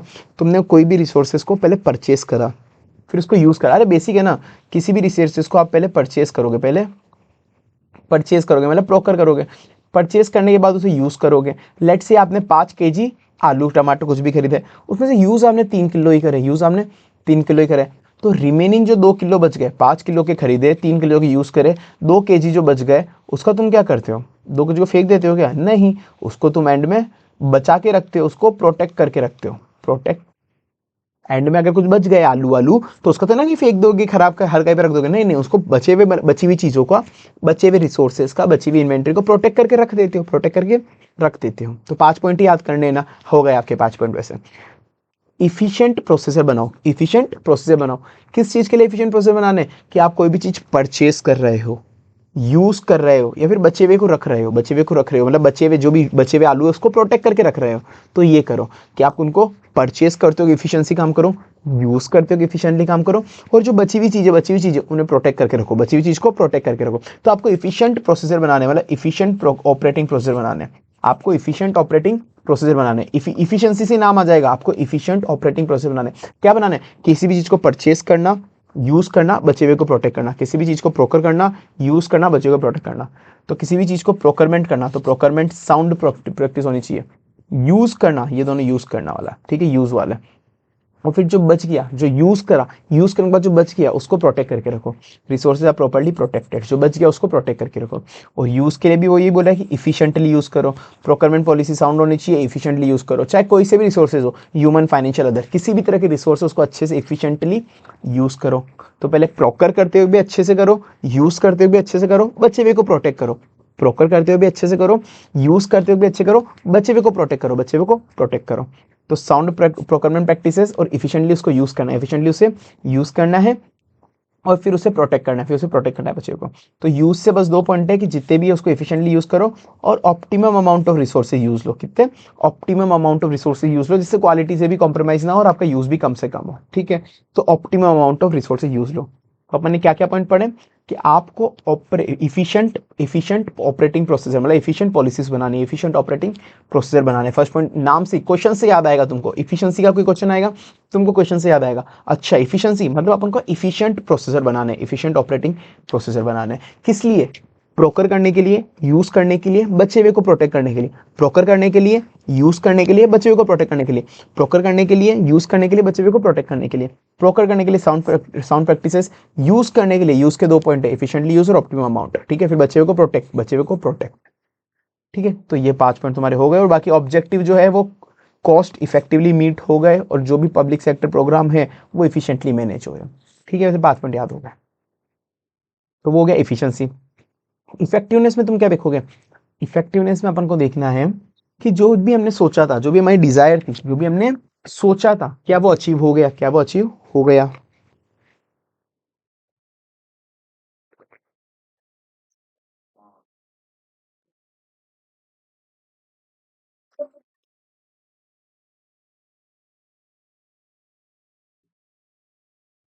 तो जो भी हम जो मतलब कोई पॉलिसी अगर अपन ने लगाई या कुछ भी कर रहे हैं, तो अपन ने कुछ सोच के लगाया होगा, मतलब कुछ ये डिजायर रिजल्ट चाहिए होगा, अपन ने सोचा होगा ना पहले।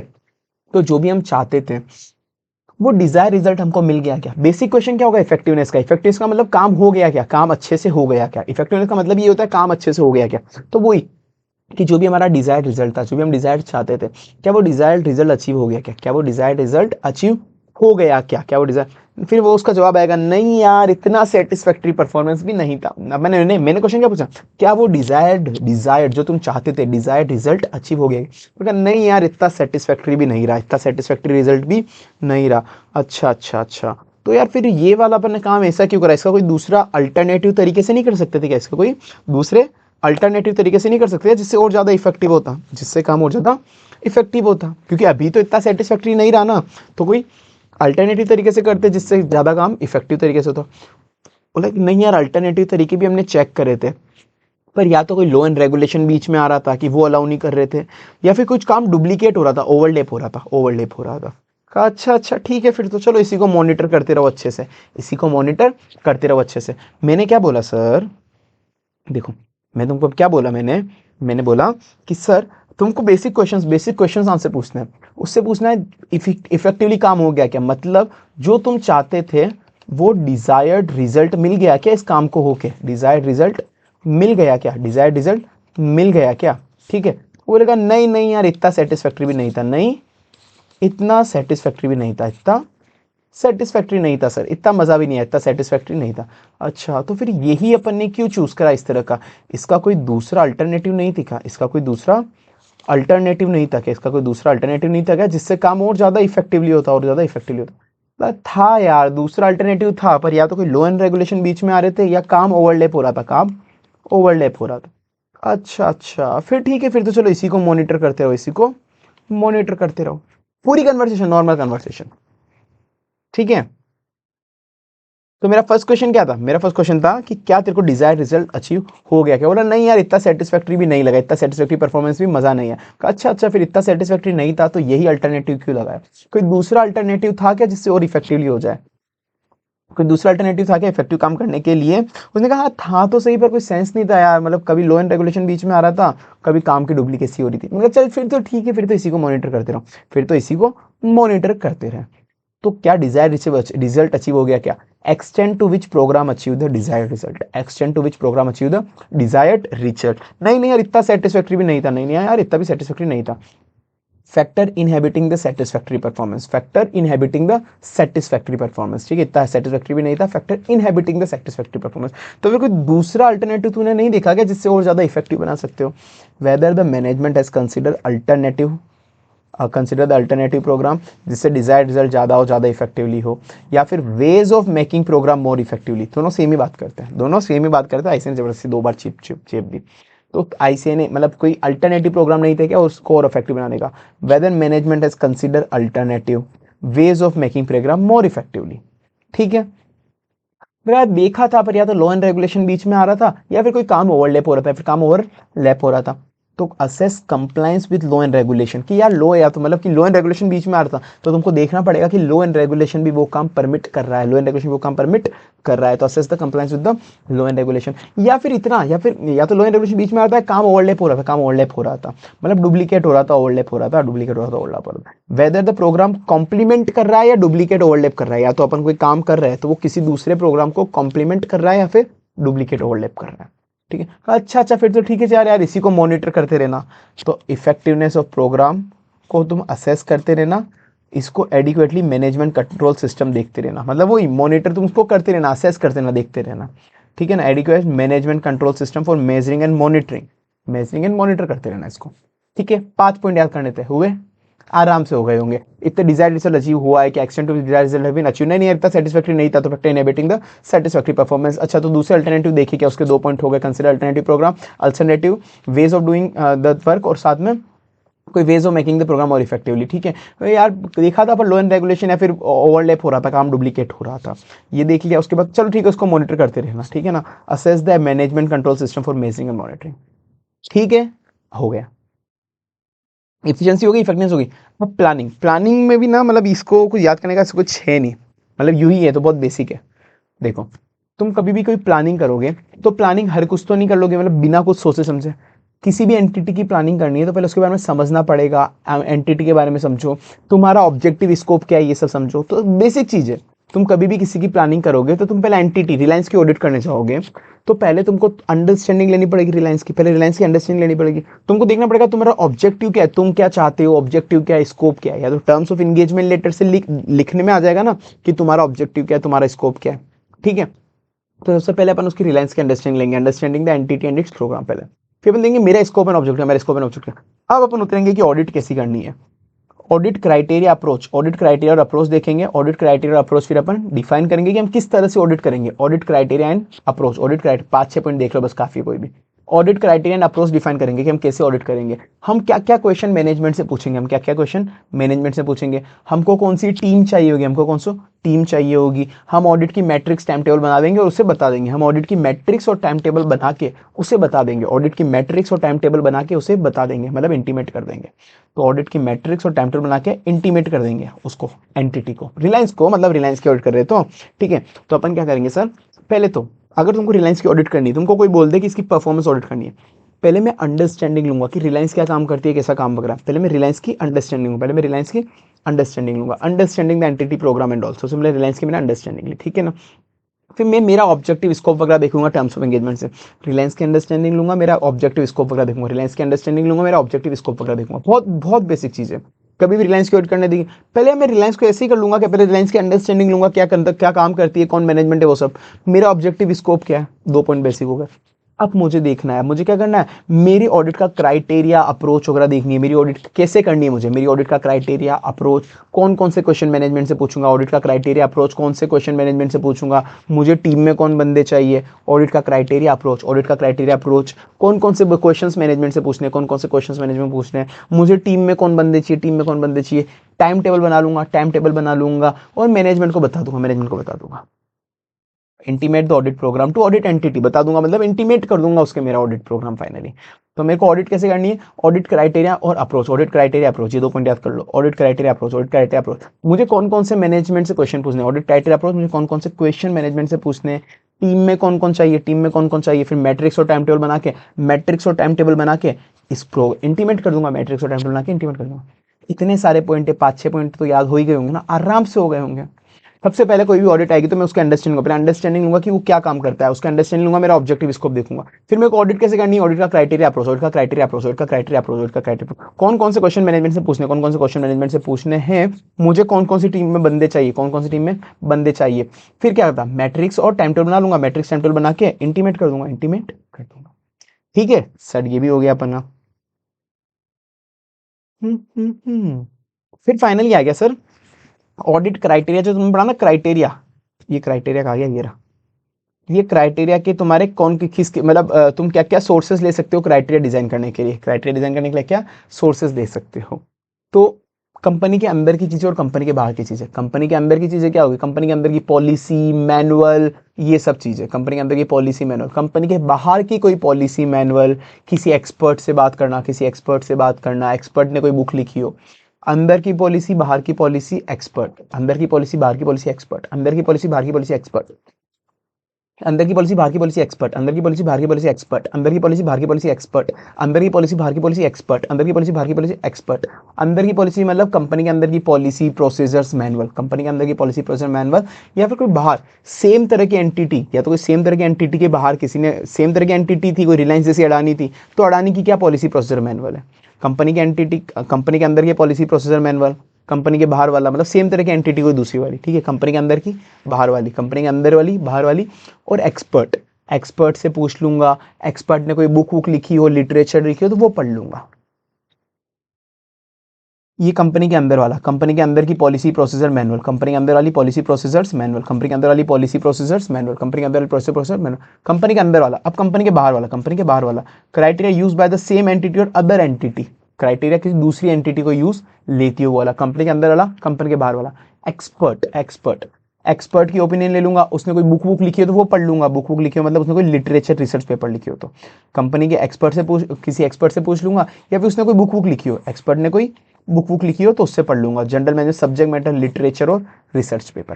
तो मैंने क्या बोला सर, मैंने बोला कि आपको क्राइटेरिया कैसे तय करना है। आपको देखना है कंपनी के अंदर वाला, बाहर वाला और एक्सपर्ट। अंदर वाला, बाहर वाला, एक्सपर्ट। अंदर वाला, बाहर वाला, एक्सपर्ट। अंदर वाला, बाहर वाला, एक्सपर्ट। अंदर वाला, बाहर वाला, एक्सपर्ट। अंदर की जितनी भी पॉलिसी, प्रोसीजर, मैनुअल है, अंदर की जितनी भी पॉलिसी, प्रोसीजर, मैनुअल है। बाहर वाली मतलब किसी सेम कंपनी की अदर एंटिटी ने कौन सा क्राइटेरिया यूज किया हुआ है। अंदर वाली, बाहर वाली, कंपनी के अंदर की पॉलिसी, प्रोसीजर, मैनुअल। बाहर वाली कंपनी ने कौन सा क्राइटेरिया यूज लिया हुआ है। ठीक है, ये हो गया। तो आप कंपनी के अंदर वाली, बाहर वाली, एक्सपर्ट। अंदर वाली, बाहर वाली, एक्सपर्ट। एक्सपर्ट से डिस्कस कर लूंगा और उसने कोई बुक बुक लिखी है तो वो पढ़ लूंगा। एक्सपर्ट से डिस्कस कर लूंगा, इंडिपेंडेंट एक्सपर्ट ओपिनियन। उसने कोई बुक बुक लिखी हो, सब्जेक्ट मैटर की कोई लिटरेचर रिसर्च पेपर लिखा हो तो वो पढ़ लूंगा। Done, done sir. इसी के साथ हमारा चैप्टर भी होता है समाप्त। अब ना सर हम कभी भी ऐसे नहीं छोड़ते, आपको ऐसे जाने नहीं देते हम एंड तक। हमारा ना एक रूल है हमारा, तो हम वो रूल तो फॉलो करेंगे ही करेंगे। हम शुरू से लेकर एंड तक का वापस से फटाफट से समराइज करेंगे सर। ये तो हमारा जन्म सिद्ध अधिकार है, आप चाहे कभी भी हमसे पढ़े, हम तो ये करके ही मानेंगे भाई। तो सबसे पहले अपन फटाफट से वापस से वन शॉट वापस से याद करते हैं पीएससी ऑडिट को वापस से। तो वापस से वन शॉट रिवीजन के अंदर पीएससी ऑडिट, रोल ऑफ सीएनडीजी का अपॉइंट कौन करेगा, रिमूव कौन करेगा, उसका काम क्या, अपॉइंट कौन करता है, उसको अपॉइंट करता है प्रेसिडेंट। रिमूव कब करेगा, जब प्रूवन मिसबिहेवियर हो गया, इनकैपेसिटी हो गई है, या फिर उसको 6 साल या 65 ईयर का टर्म हो गया और निकलना होगा तो प्रेसिडेंट को वो लेटर देके निकलेगा। काम क्या होगा, उसका power in relation to the account, power in relation to account जो भी वो मेंटेन करती है, साथ में प्रिस्क्राइब कर सकता है फॉर्मेट के केस में उसको काम मेंटेन करना है। ये उसका हो गया, अपॉइंट कौन करेगा, रिमूव कौन करेगा, काम क्या करेगा, और बाकी गवर्नमेंट को रिपोर्ट सबमिट होती है। किस किस तरह की एंटिटी की सीएनडीजी ऑडिट करता है, टाइप ऑफ पीएसयू। एक तो छुक छुक छुक छुक रेलगाड़ी, रेलवे डिपार्टमेंट। एक जो धंधा करती है गवर्नमेंट एंटिटी जो कॉमर्शियल होती है, एक होती है नॉन कॉमर्शियल, एक होती है नॉन कॉमर्शियल ऑटोनोमस बॉडी, और या फिर जिसने सब्सटेंशियली फाइनेंस करा हुआ है, जिसको सब्सटेंशियली फाइनेंस करा हुआ है। ऑडिट ऑफ गवर्नमेंट कंपनी में सीएनडीजी का रोल क्या होता है, उसको अपॉइंट वन करेगा, अपॉइंट वही करेगा 139 सबसेक्शन 5 और 7 के अंदर, 5 और 7 के अंदर को डायरेक्शन भी देता है। ठीक है, फिर वो सप्लीमेंट्री ऑडिट कराना, सप्लीमेंट 60 डेज के अंदर सप्लीमेंट्री ऑडिट की जो रिपोर्ट आई उसके कमेंट है वो सबको बताने पड़ते हैं। सप्लीमेंट्री ऑडिट कराना, टेस्ट ऑडिट कराना आना। अपन ने 3 कमेटी पढ़ी थी, स्पेशलाइज कमीशन, उसमें मैंने स्पेशलाइज में पीईसी आता है, पीईसी तो public account committee, estimate committee, committee on public undertaking. सबसे पहले अपन ने पढ़ी थी पब्लिक अकाउंट कमेटी। वो क्या काम करता है, जो भी पैसा डिस्पर्स हुआ वो लीगली डिस्पर्स हुआ। अब वो पैसे डिस्पर्स पैसे का अपन क्या करते हैं, या तो एक्सपेंडिचर करते हैं या फिर रीअप्रोप्रिएट करते हैं। तो एक्सपेंडिचर ऑथराइज होना चाहिए और रीअप्रोप्रिएट भी as per provision of fund होना चाहिए। एस्टिमेट कमेटी में अपन क्या देखा, जो भी एस्टिमेट था, जो भी एस्टिमेट था उसमें इंप्रूवमेंट आया नहीं आया, मतलब उसमें कोई इंप्रूवमेंट आया नहीं आया, जो अपन ने सोचा था वैसे इंप्रूवमेंट आया नहीं आया, और या फिर कोई अल्टरनेटिव पॉलिसी लगानी थी, या फिर कोई अल्टरनेटिव पॉलिसी लगानी थी। और जितना अपने 500 करोड़ सोचते थे 500 करोड़ लगे, उससे ज्यादा नहीं लगे है। Money is well laid down with in the limit. Committee on public undertaking क्या करती थी, 2 तरह की रिपोर्ट एनालाइज करती थी। किसकी, एक तो पीएसयू की रिपोर्ट और अकाउंट एनालाइज करता था, एक सीएनडीजी जो उसको रिपोर्ट देता था वो करता था। साथ में धंधा अच्छा चल रहा है नहीं चल रहा है, examine the autonomy efficiency product वो देखता था। ठीक है, फिर उसके बाद मैंने देखा उसका पब्लिक अकाउंट कमेटी का काम क्या क्या होता था। वो 3 कमेटी और उसका सीएनडीजी के आपस में क्या क्या काम होता था। सीएनडीजी रिपोर्ट 3 कमेटी को देता था, 3 कमेटी पार्लियामेंट को देती थी। ठीक है ना, तो वो सबसे पहले क्योंकि सीएनडीजी इसको रिपोर्ट देगा तो ही report form working of a basis of a 3 committees. ठीक है ना, फिर वो पार्लियामेंट को देती थी। तो इसका थर्ड पॉइंट था कि वो फाइनेंशियल कमेटी प्रेजेंट करती थी पार्लियामेंट को डाटा। फिर उसके बाद कोई नोट्स आए, अगर कोई नोट्स आए, नोट्स जनरली रेलवे मिनिस्ट्री वगैरह इशू करती है मिनिस्ट्रीज, तो अगर कोई नोट्स आए तो ये 3 कमेटी के ऊपर, 3 कमेटी के वापस से नोट्स आए चला के, तो वो सीएनडीजी चेक करती थी, स्क्रूटाइज द नोट्स। ठीक है ना। और उसके बाद एक लास्ट वाला पॉइंट था कि जो भी अगर अपन ने कोई डिटेल में डिस्कस नहीं करा रिपोर्ट के अंदर तो उससे लिखवा के ले लेगी। फिर उसके बाद ऑब्जेक्टिव स्कोप क्या होता था पीएसयू का, चाहे तुम एफएम के बंदे हो, मतलब चाहे तुम साइंस के बंदे हो, या फिर चाहे तुम कॉमर्स के बंदे हो एफएम वाले, या फिर तुम साइंस के बंदे हो पीसीएम वाले, एम हटा देना, तो तुमको गवर्नमेंट की हेल्प करनी पड़ेगी। गवर्नमेंट की हेल्प कैसे करोगे, गवर्नमेंट की हेल्प तो तुम चाहे साइंस के बंदे हो या फिर पीसीएम के बंदे, एफएम के बंदे या पीसीएम के बंदे, तुमको गवर्नमेंट की हेल्प करनी पड़ेगी। इशू हाईलाइट करना पड़ेगा और डिसीजन लेने में। गवर्नमेंट की हेल्प कैसे करोगे, इशू हाईलाइट करने में और डिसीजन लेने में। गवर्नमेंट की हेल्प कैसे करोगे, इशू हाईलाइट करने में और डिसीजन लेने में, ताकि ई अचीव हो जाए, ताकि ई अचीव हो जाए। तुम चाहे एफएम के बंदे हो, financial and management accountability, financial and physical and management accountability, physical and management accountability.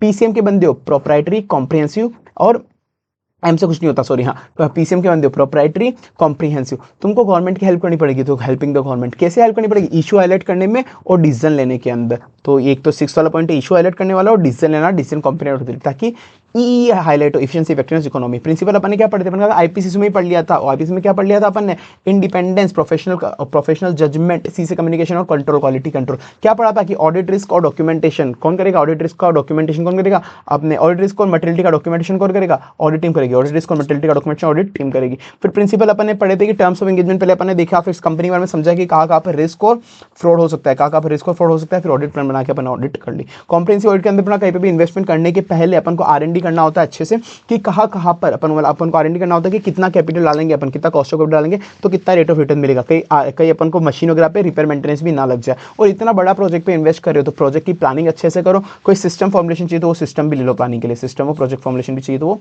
ले लेना, ठीक है। फिर अपन ने पढ़ा प्रोप्राइटरी ऑडिट के अंदर पीसीसी पढ़ा, डेफिनेशन में पीसीसी पढ़ा। पीसीसी क्या होता है, public interest commonly accepted custom, और एक और सी से कंडक्ट, स्टैंडर्ड कंडक्ट। प्रिंसिपल अपन ने पढ़ा कि ओकेशन डिमांड से ज्यादा आपको खर्चा नहीं करना है, और साथ में अपन ने डिमांड से ज्यादा खर्चा भी नहीं करना, ऊपर से आपको ये भी देखना पड़ेगा कि आप खुद के भले के लिए, रिश्तेदार मतलब पर्टिकुलर पर्सन के भले के लिए खर्चा ना करो, आउन एडवांटेज के लिए पर्टिकुलर पर्सन के लिए, और आप साथ में कोई भी दूसरा बेनिफिट मिल रहा है आपको तो नो अदर रेवेन्यू से आपको दूसरा बेनिफिट नहीं लेना। फंक्शन ऑडिटर का क्या काम होता है कि आप सब्सटीट्यूट कराता है गंदे एक्सपेंस की हैबिट को, और प्लान कराता है न्यू एक्सपेंस, प्लान कराता है न्यू एक्सपेंस। तो सब्स्टिट्यूट कराता है सब्स्टिट्यूट प्लान, और प्लान कराता है वो न्यू एक्सपेंडिचर को, ठीक है ना। क्यों कराता है वो, ताकि आपको ऑप्टिमम और मैक्सिमम, ताकि आपको ऑप्टिमम और मैक्सिमम बेनिफिट मिले, ऑप्टिमम और मैक्सिमम रिजल्ट मिले। ये मैं केवल आपके इंटरेस्ट के लिए कह रहा हूं, मतलब पब्लिक इंटरेस्ट में, मैं केवल आपके इंटरेस्ट के लिए कह रहा हूं। परफॉर्मेंस और को मैंने एफिशिएंसी पढ़ा था कि एफिशिएंटली क्या पढ़ा था, एफिशिएंट प्रोसेस बनाओ, एफिशिएंट ऑपरेटिंग प्रोसेस बनाओ, खरीदने के लिए, प्रोक्योरमेंट के लिए साउंड प्रैक्टिसेस, यूज करने के लिए, यूज करने में दो थे, ऑप्टिमम और एफिशिएंसी, मतलब ऑप्टिमम यूज करो आप और एफिशिएंसी यूज करो, और जो बचे हुए को प्रोटेक्ट करो, बचे हुए को प्रोटेक्ट करो। फिर साथ में अपन ने इफेक्टिवनेस पढ़ा था कि जो डिजायर डिजायर था वो अचीव हुआ नहीं हुआ, डिजायर अचीव हुआ या नहीं हुआ, नहीं यार इतना सेटिस्फैक्टरी नहीं हुआ, तो factor inhibiting the satisfactory performance. अच्छा, तो अल्टरनेटिव वेज कंसीडर करे थे क्या to make the programme more effectively, हाँ करे थे, पर कोई लॉ एंड रेगुलेशन बीच में आ रहा था, मतलब लॉ एंड रेगुलेशन में कंप्लाइंस, या फिर किसी प्रोग्राम को कॉम्प्लीमेंट डुप्लीकेट कर रहे थे, ठीक है ना।